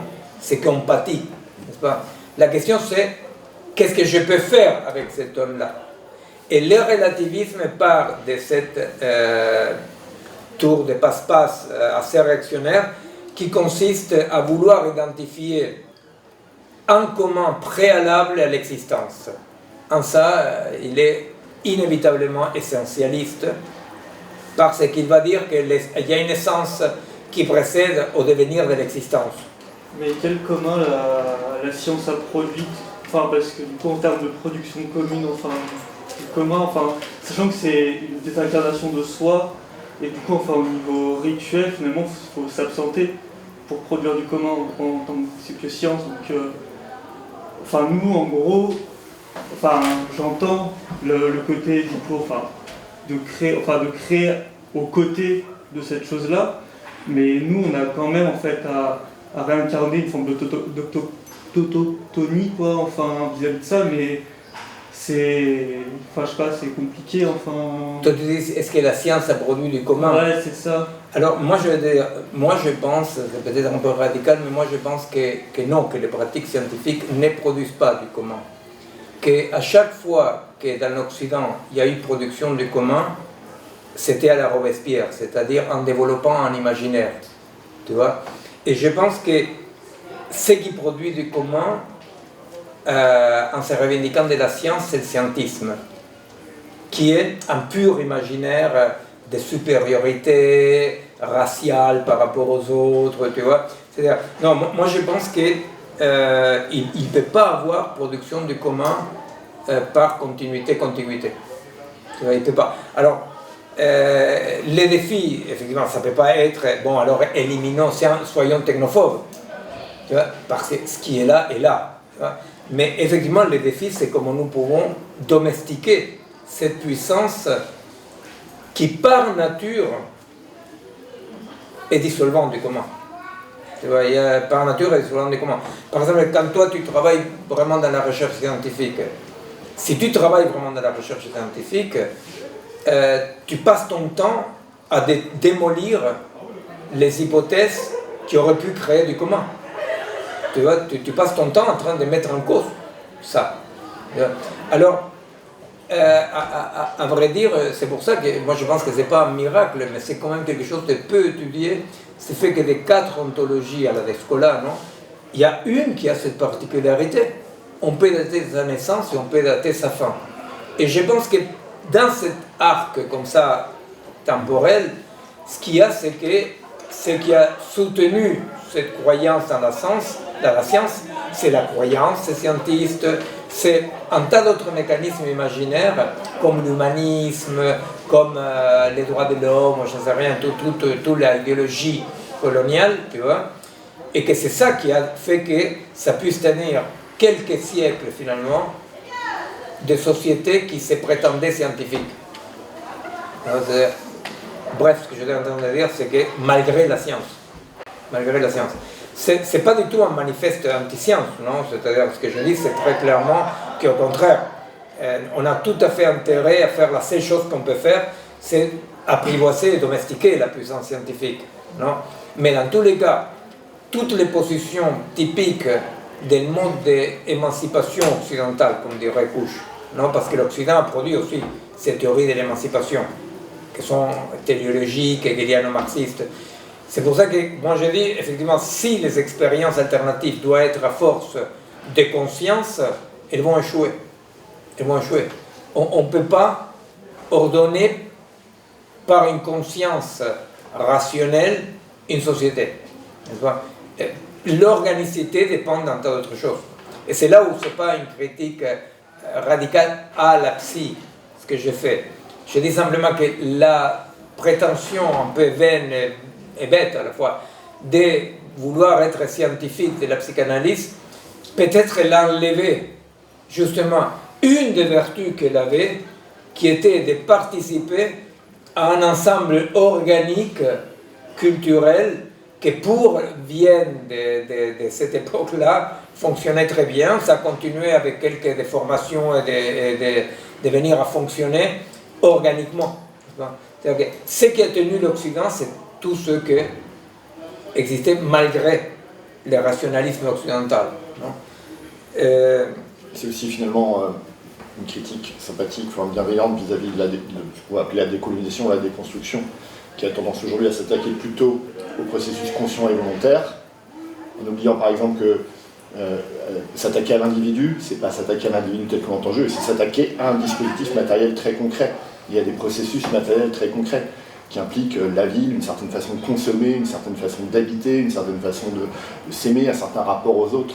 Donc par exemple, faire appel au devoir-être individuel pour prôner le changement, finalement c'est faire entrer par la fenêtre ce qu'on a voulu chasser par la porte. Et donc effectivement, lorsqu'on parle aujourd'hui de processus de décolonisation, c'est plutôt une invitation à s'intéresser au processus concret d'autoproduction. C'est dans ce sens-là aussi qu'il faut comprendre cette différence qu'on peut faire entre les fonctionnements conscients, volontaires, qui relèvent de la conscience, le changement par la conscience, le changement par la responsabilisation de l'individu, et le changement par les processus et les pratiques qui transforment ces processus. Nous n'arrêtons pas dans ce que nous appelons l'époque de la complexité pour dire que la complexité représente un dispositif, pour dire comme ça, matériel, objectif, c'est pas une théorie, non? Nous n'arrêtons pas d'assister au deuil infini de l'homme, de l'humanisme, face à tout ce qu'il ne peut pas maîtriser. Pas seulement il n'est pas maître et possesseur de la nature, mais on n'arrête pas de constater notre impuissance. Vous voyez, c'est-à-dire qu'en tant que maître, on est des maîtres avec peu de maîtrise dans tous les cas, n'est-ce pas, très peu de maîtrise. Et justement, ChatGPT, de ce point de vue-là, pour moi, est comme une sorte de dernière gifle, la dernière en date, et pas la dernière finale. Les gifles vont être très très fortes, mais c'est la dernière forte gifle en face des maîtres et possesseurs, n'est-ce pas, dans lesquels tout à coup, ils disent, mais comment, mais alors, c'était pas non plus ma possibilité, c'était pas mon possible. Vous comprenez? C'est-à-dire qu'à chaque fois, plus on se rend compte qu'on ne maîtrisait rien, n'est-ce pas, qu'on ne maîtrisait rien. C'est-à-dire que c'est les schémas typiques de l'émergence de la complexité, quand tout à coup on se rend compte que celui qui sait trop où il va, il se perd. Parce que savoir où on va, c'est toujours une illusion, n'est-ce pas? Et donc c'est cette conscience pour le moment malheureuse de qu'on ne peut pas rendre compte consciemment de ce qu'on fait, n'est-ce pas? Que toute prétention de rendre compte consciemment de ce qu'on fait, soit diminue absolument la puissance d'agir, soit c'est le désir du tyran, qui est le désir de tous ceux qui veulent faire de la politique sous conscience, sous programme, etc. C'est le désir du tyran, de dire et voilà par où passe la chose. L'expérience de notre monde est l'expérience absolument pas épuisée, à peine commencée, l'expérience de cette perte de contrôle de la part de ces sujets que nous croyons être, nous avons cru faire partie de ça, n'est-ce pas? C'est-à-dire, on ne maîtrise pas. Et c'est là où, dans ces dilemmes que j'ai présentés par rapport à Milei, n'est-ce pas? C'est-à-dire, quand les gens ils disent, et je les comprends parfaitement parce que c'est une horreur ce qu'ils vivent, quand ils disent mais c'est un scandale, il ne tient pas compte des êtres humains, n'est-ce pas? Eh bien c'est là où la question c'est que la bifurcation aujourd'hui, la conflictualité centrale aujourd'hui, c'est pas soit un macro-processus qui capture des êtres humains pour exister, mais qui n'est pas maîtrisé par des êtres humains. Ça, c'est quelque chose que, pour rester en France, Foucault, il a très bien travaillé, c'est-à-dire quand il dit qu'il y a des stratégies sans stratège, n'est-ce pas? C'est-à-dire que ce qu'on va nommer les stratèges font partie d'une stratégie qui relève d'un combinatoire autonome, n'est-ce pas? C'est-à-dire qu'il y a qui bénéficient de l'injustice, bien entendu qu'il y a qui bénéficient de l'injustice, il y a qui vont écraser tout le monde pour garder ses privilèges. Mais la seule chose qu'ils ne sont pas, ils ne sont pas les maîtres du monde, vous comprenez? C'est-à-dire, ils sont déjà très bien placés dans la combinatoire autonome du macro-processus, vous comprenez? Alors, ça ne veut pas dire qu'il n'y a pas des ennemis, ça ne veut pas dire qu'on ne peut pas déterminer des coupables, pas seulement des responsables, mais des coupables. Bien entendu qu'un lobbyiste qui à Bruxelles est en train de tout manigancer pour donner de nouveaux permis à Monsanto, etc., est coupable de la malformation et de la mort des petits Indiens au Brésil, en Argentine. Il est coupable, il n'est pas seulement responsable, il est coupable. Et si quelqu'un s'énerve, il verra qu'est-ce qu'il fera, parce qu'il est coupable, vous comprenez? Il est coupable. Alors ça ne veut pas dire qu'il n'y a pas de coupables, ça ne veut pas dire qu'il n'y a pas de responsables.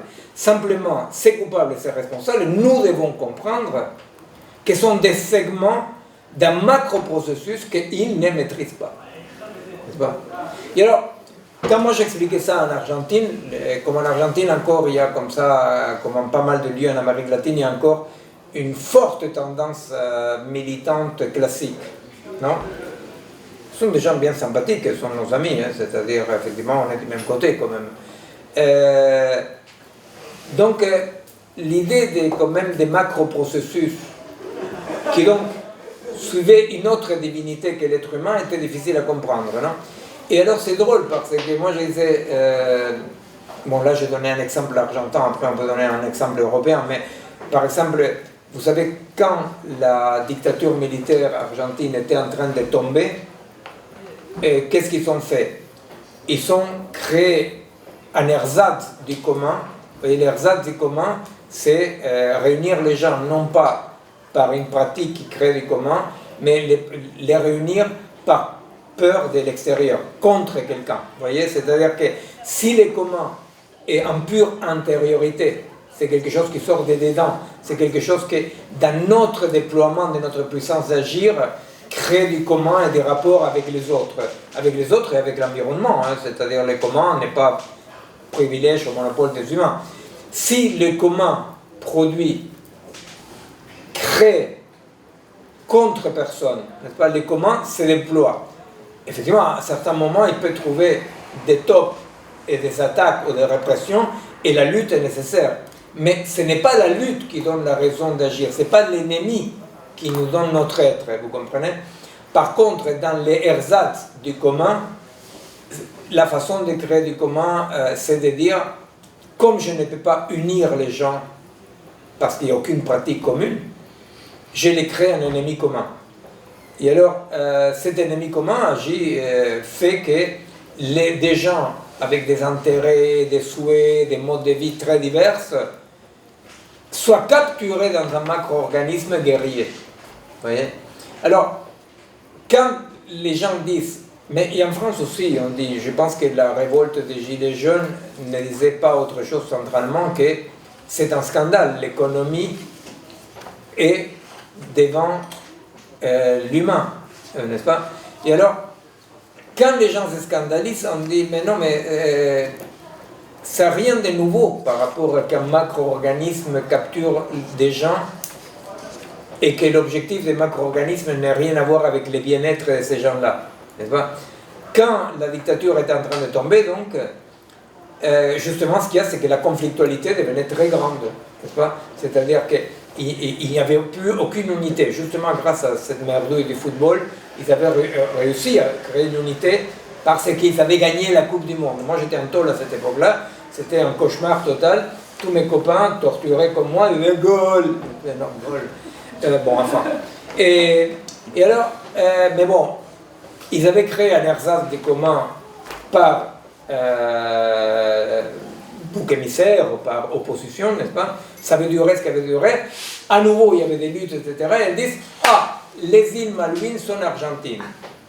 Et c'est fantastique parce que à quel point, malheureusement, peut-être Robespierre avait raison, à quel point les gens ne bougent pas par la raison, les gens ils bougent par les images identificatoires. Tout à coup, l'image identificatoire, vous imaginez, c'était une dictature sanguinaire, la pire dictature qui existait en Argentine jamais, mais une horreur. Et alors, il y a un général, mais c'était en plus un alcoolome, c'était Galtieri, mais c'était une caricature, qui dit « Les Malouines sont argentines ».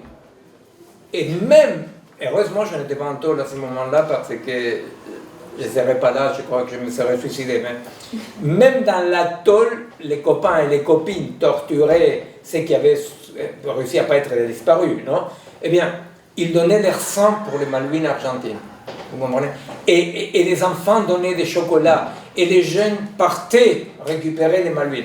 Les Malouines, qui sont deux îles de merde, qui sont là au sud, pouvaient intéresser maximum à 3 pingouins qui étaient là. Par exemple, 3 pingouins qu'on aurait viré des Malouines, et alors ils disaient, ah, les Malouines sont argentines. Mais il n'y a absolument aucun Argentin qui, dans une situation concrète, vécue, je veux dire, n'est-ce pas, en dehors de mourir pour des idées, il n'y a aucun Argentin, mis à part les 3 pingouins, pour lesquels les pauvres Anglais pacifistes qui vivent depuis très longtemps aux Malouines étaient un problème, vous comprenez? Eh bien, mais ça fonctionnait. Vous comprenez? Ils sont partis tous à la guerre. Ils sont partis tous à la guerre. Bon, il y a eu un petit accident, torturer des gens sur une table de torture, c'est une chose, se battre contre l'armée anglaise, c'est une autre. Et grâce à Madame Thatcher, la dictature est tombée. Parce que c'était même un grand tortionnaire qui était accusé parce qu'il avait torturé à mort 2 bonnes sœurs françaises à Stis. C'était très tristement drôle parce que la première sommation de la force anglaise s'est rendue. Les mecs qui avaient passé des années en train de torturer dans la fameuse école de mécanique de l'armée. Bon. Mais dans tous les cas, dire ça pour dire, on ne doit pas s'étonner qu'il y ait des macro-processus qui n'ont rien à voir avec le bien-être des gens, vous comprenez?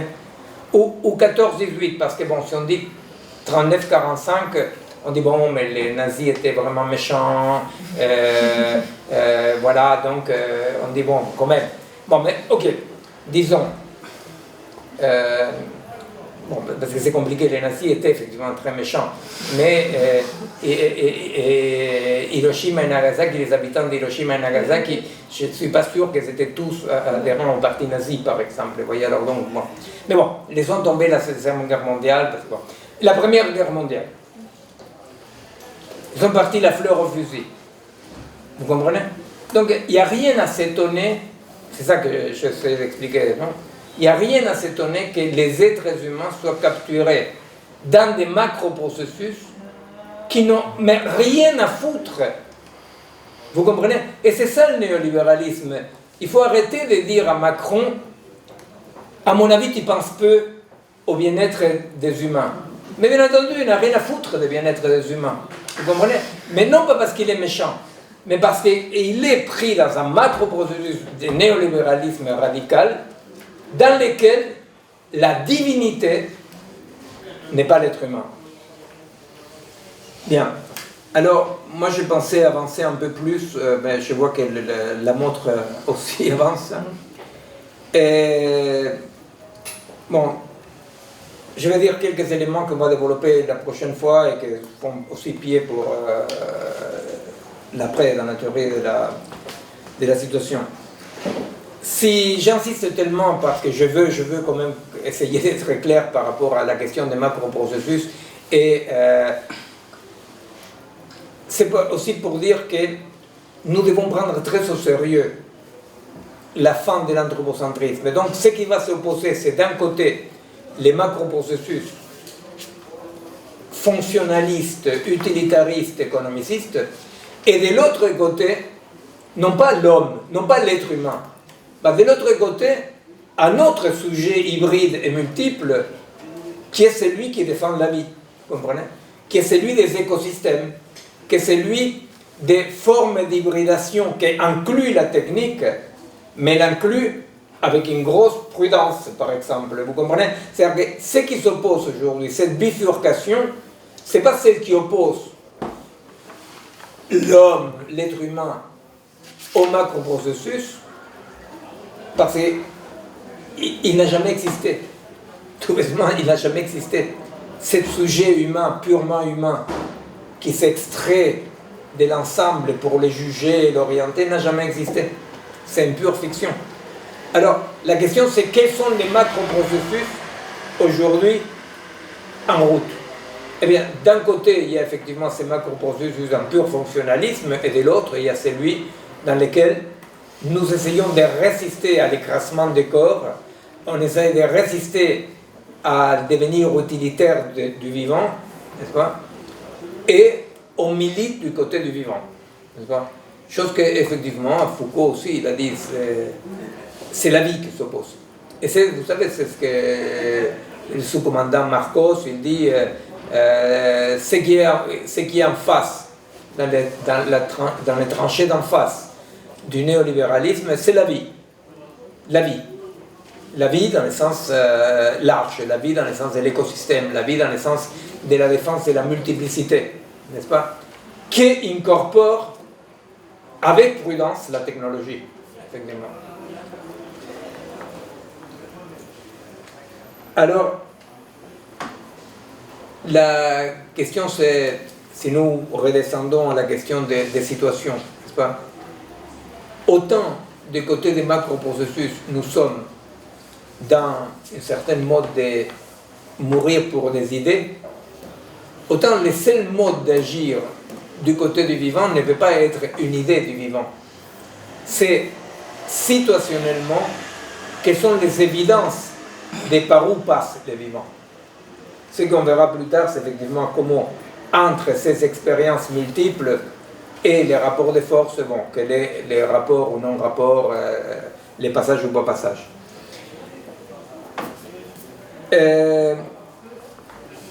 Les derniers points, donc, mais bon, c'est effectivement pour développer la prochaine fois. Hein? Dans le bouquin avec Bastien, effectivement, je vous disais, c'est ce que nous avons produit à partir de ces 2 années de travail commun. Nous avons développé des modes de résistance, et c'est ce qu'on présentera la prochaine fois, et c'est ce qu'on présentera aussi quand on présentera les bouquins à la Maison de l'Amérique latine. Alors bon, on reviendra la prochaine fois, mais disons que effectivement, nous disons les premiers niveaux nous reconnaissons 3 niveaux de résistance. Le premier qu'on nomme, c'est le fondamental, qui est toutes les pratiques de tailles diverses et variées, multiples et variées, conflictuelles, des résistances-création. Et je reviens donc dans ces niveaux-là, ce sont des modes de vie adaptables et viables, et que même à l'épreuve empirique de la réalité s'avèrent plus joyeuses, plus désirables que les autres. Nous disons, ce type de mode de résistance, de par leur développement et non pas par la recherche d'un adversaire qui nous donne notre raison d'être, de par les déploiements de leur puissance, trouvent souvent la répression, n'est-ce pas? Alors, un exemple, c'est les Santerres au Brésil, ou les Mapuches en Patagonie, ou Notre-Dame-des-Landes, n'est-ce pas? Sont des projets dans lesquels des projets alternatifs qui se développent per se, n'est-ce pas? Se développe pas contre quelqu'un, se développe parce qu'on développe la vie. À un moment donné, ces développements-là dérangent les pouvoirs en place. Et alors, ce deuxième mode d'existence, comme ça, de la résistance, est un mode qui doit assumer certains niveaux mixtes. Pourquoi? Parce que tout en continuant à développer des modes de vie alternatifs, doit assumer l'affrontement. Alors, par rapport à ça, bon, avec Bastien, on a présenté des exemples des expériences de longue date, de longue durée, donc, qui continuent à exister. Et c'est très compliqué. Ça, c'est très compliqué parce que, aussitôt il y a l'affrontement, il y a quelque chose d'un certain simplisme, pour dire comme ça, qui s'impose. Vous voyez, c'est-à-dire, il y a comme, on a raison trop facilement. Vous voyez, dès qu'il y a un affrontement, on a raison trop facilement. Et alors, dans les expériences mixtes, dans lesquelles il y a création et affrontement, il y a une tension très très forte et qui rend compliquée la continuation, mais comme en général ce sont des moments éphémères, non, plus ou moins longs, mais éphémères d'affrontement. Mais par exemple, pour dire ce qui est plus connu en France, qui est l'expérience très grande du Chiapas, vous voyez bien comment les dégâts, c'est comme on dit, l'usure d'assumer l'affrontement a beaucoup nui au développement des expériences en positif, pour dire comme ça, des Chiapotecas, non? Parce que c'est très dur de maintenir un affrontement, Et à la pratique, quand on les voit au quotidien, l'affrontement a cette corollaire inévitable de créer des hiérarchies un peu merdiques, n'est-ce pas, des rapports de force un peu merdiques, parce que ça discipline un peu trop. Mais, bon, nous évoquons quelques exemples, mais il y a plusieurs exemples. Je pense, effectivement, pour ce que je connais, qu'au Kurdistan, il y a cette expérience, une partie du Kurdistan, il y a cette expérience dans laquelle des modes, des rapports de genre, des rapports de propriété, des rapports d'échange différents perdurent malgré le fait qu'ils doivent assumer un niveau d'affrontement, par exemple. Et la troisième dimension de la résistance, n'est-ce pas, est celle de l'affrontement. Et celle dans laquelle, effectivement, il est question de l'affrontement. Cette dimension est très très délicate, dangereuse, parce que dans cette dimension, facilement, on se fait avaler tous les contenus de la nouveauté, de ce qu'on développe, au nom de la lutte, n'est-ce pas? Et effectivement, les exemples qu'on peut trouver, mais bon, on reviendra, sont des exemples dans lesquels aussi, à niveau des affrontements, là on est dans des accords qui sont plutôt des accords d'intérêt, de conscience, des alliances qui n'ont pas à voir avec la pratique exacte de l'autre, mais parce que dès par une conjoncture, n'est-ce pas, ça nous arrange de nous allier avec un tel, n'est-ce pas? Le problème, comme on verra, c'est la délicatesse de l'affrontement, aussi compliqué soit l'affrontement. La délicatesse de l'affrontement ne réside pas, le côté délicat, fragile de l'affrontement, ne réside pas dans la lutte en soi, mais réside dans le danger permanent de que la lutte s'avale les expériences de résistance-création d'où elle est née. Alors il y avait un dernier point, mais je vais faire que l'évoquer simplement. Quand on dit comment on sort de l'anthropocentrisme, comment on sort existentiellement, non, comme mode de vie de l'anthropocentrisme, eh bien, je les nomme simplement parce qu'on reviendra la prochaine fois et on reviendra à la rentrée certainement. Une des choses qui a produit le mode colonial occidental et une des modes délétères est les modes de vie en tant qu'individu, la auto-perception de chacun de nous comme un individu, avec un libre arbitre, avec une décision, etc. etc. Eh bien, ce libre arbitre, effectivement, cet pouvoir de décision, etc., nous savons bien quand même que représente un des pièges les plus puissants dans lesquels les pouvoirs, avec lesquels les pouvoirs peuvent compter pour se réaliser les gens, n'est-ce pas? C'est-à-dire chacun sa vérité, chacun son point de vue, tout ce truc de l'idéologie néolibérale, n'est-ce pas, qui se réalise, divise, nous fait nous expérimenter comme des individus, quand nous savons très bien que l'individu est loin d'être une figure de la personne humaine, l'individu est un dispositif de pouvoir, n'est-ce pas? On ne peut pas libérer l'individu du pouvoir, on doit se libérer du pouvoir de l'individu, n'est-ce pas? C'est-à-dire, l'individu, c'est ça, c'est avoir de l'électricité, des immeubles, des métros, c'est un urbanisme, c'est un mode d'échange, c'est aussi un sens de notre vie, c'est un mode de désir absolument disciplinaire. Donc l'individu, c'est ça. L'individu, c'est très très loin d'être un homme en voie, n'est-ce pas? Et alors, juste, je l'énonce comme ça, mais on l'avait déjà évoqué plusieurs fois, mais on va le développer beaucoup plus. Effectivement, les cultures non modernes qui ne fonctionnent pas sur le principe de l'individu se réaliser, etc., etc., etc. Cet individu abstrait que Marx critique très bien dans la question juive. Il critique Marx la figure de l'individu comme une figure abstraite, vide, non? Et ce que nous pouvons voir comme, non, je ne dirais pas opposé, mais comme ce qui sort de ça, c'est ce qu'anthropologiquement on appelle l'archétype. Alors, c'est quoi un archétype? Eh bien, un archétype, c'est effectivement c'est beaucoup, un archétype c'est beaucoup, mais bon, enfin, on va dire quelques mots simplement, on peut reprendre là-dessus la prochaine fois. Parce que c'est un mode de résistance concret, c'est un mode de résistance, des modes d'expérimenter la vie.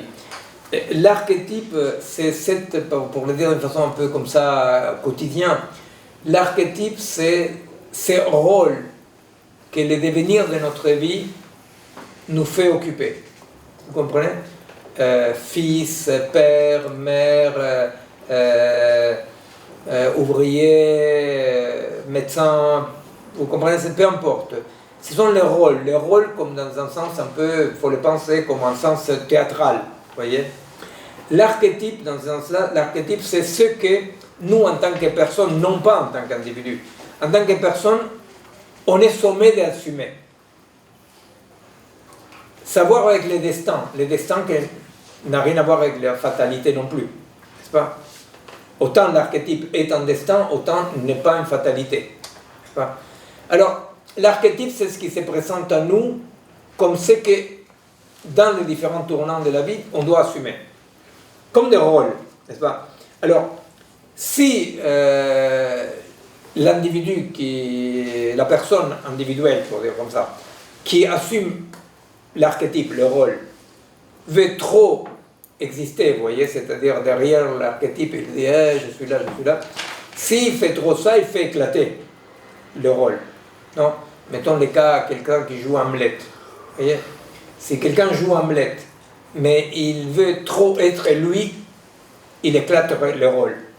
Il y avait un taré, un comédien français un peu idiot, que Lefebvre s'appelait, qui jouait des pièces de boulevard, et qu'ils m'ont dit que, par exemple, quand il y avait un match de football, non, on le disait des coulisses comment allaient les matchs. Alors lui, il incorporait dans son rôle, je ne sais pas, le PSG gagne. Et alors tout le monde rigolait. Pourquoi? Parce que lui, il voulait être lui plus important que son rôle. Alors l'homme, il éclate la réalité théâtre. Alors, la personne individuelle qui veut dépasser son rôle éclate le rôle. Si le rôle ne compte pas avec la puissance qu'il actualise, la puissance de la personne qui l'occupe et qui actualise le rôle, eh bien, c'est éclaté aussi, n'est-ce pas? Et alors, pourquoi l'archétype est un mode d'émancipation de l'individu, si on dit qu'on doit se libérer des pouvoirs de l'individu? L'archétype est un mode d'émancipation parce que dans l'archétype, justement, nous voyons bien à quoi nous sommes convoqués, nous voyons bien comment nous pouvons participer des processus de devenir de libération sans tomber dans les pièges de nous croire libres ou pas libres, n'est-ce pas? Mais participer à devenir de libération, n'est-ce pas? Et parce qu'immédiatement nous met dans la dimension tragique du commun, n'est-ce pas? Alors, juste un dernier mot au cas où je n'étais pas assez confus, que ce soit tout à fait confus, parce que là je suis sûr, j'espère que ça va être tout à fait confus. Le rôle ou l'archétype est à penser du côté de ce que, de façon très compliquée, Spinoza présente comme l'essence. Les modes d'existence des essences. Vous savez, Spinoza pris là quelque chose qui est très compliqué, apparemment assez contradictoire, dans tous les cas c'est très difficile à comprendre, que les essences sont un mode d'existence, même si elles n'existent pas physiquement, ils auraient un mode d'existence. Bon, on ne va pas développer ça, mais dans tous les cas, vous voyez, il y a quelque chose dans l'archétype qui regarde, oui, quelque chose que Spinoza va présenter comme nous expérimentons que nous pouvons être éternels, non pas immortels. Vous comprenez? Pourquoi éternel? Parce que quand moi, en tant que comédien ou en tant qu'être humain, j'actualise un archétype, l'actualisation de l'archétype, il y a comme deux faces, vous comprenez? La face mortelle, qui est la face de la personne qui est en train d'actualiser l'archétype, et une face non pas immortelle, mais éternelle.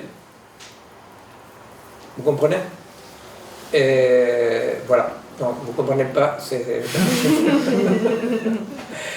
face éternelle, parce que je vous rappelle que Spinoza va dire l'éternité, c'est ce qui n'a pas ni avant ni après. c'est le mode d'existence de l'éternel est hors du temps. Alors donc, à un moment donné, il nous est possible d'expérimenter que nous pouvons être éternels. Ça veut dire quoi? C'est justement quand, en assumant un rôle, le rôle de l'amant, du père, du chercheur, je ne sais rien, vous voyez, des paysans, peu importe, quand tout à coup, à un moment donné, on expérimente que ce qu'on est en train de faire, ce qu'on est en train de développer, avoir quelque chose qui est au-delà de hier, aujourd'hui et demain, vous comprenez? Qu'on est en train d'actualiser une structure, vous comprenez? On actualise, comme on dit, les amants réactualisent l'amour, vous comprenez? Alors on dirait, bah, l'amour est du côté de l'éternel, l'amant du moment, et c'est lui qui réactualise l'amour, vous comprenez? Alors, un artiste, un artisan, je ne sais rien, un amant, quelqu'un qui comprend tout à coup quelque chose en mathématiques, en philosophie, expérimente, vous voyez, c'est-à-dire quand on étudie, je ne sais pas, on étudie les néoplatoniciens, je dis, et tout à coup, tu comprends quelque chose, tu incarnes, tu réactualises quelque chose que Damascius a écrit. Eh bien, tu expérimentes que tu peux être éternel à ce moment-là. Ça n'a rien à voir avec l'immortalité. Non? C'est-à-dire quelqu'un qui veut être immortel, justement, se prive de toute expérience de l'éternité parce qu'il veut être immortel pour lui. Et de quoi il s'agit dans la vie, deuxième et troisième genre de connaissances? Eh bien, il s'agit d'expérimenter le maximum possible ces moments d'éternité qui sont dépersonnalisants. Bon, je vous rappelle que la prochaine séance du séminaire est le 12 juin, mercredi 12 juin. Le vendredi 7 juin, donc on présente là les contre-offensifs, les contre-offensifs à la Maison de l'Amérique latine à 21h.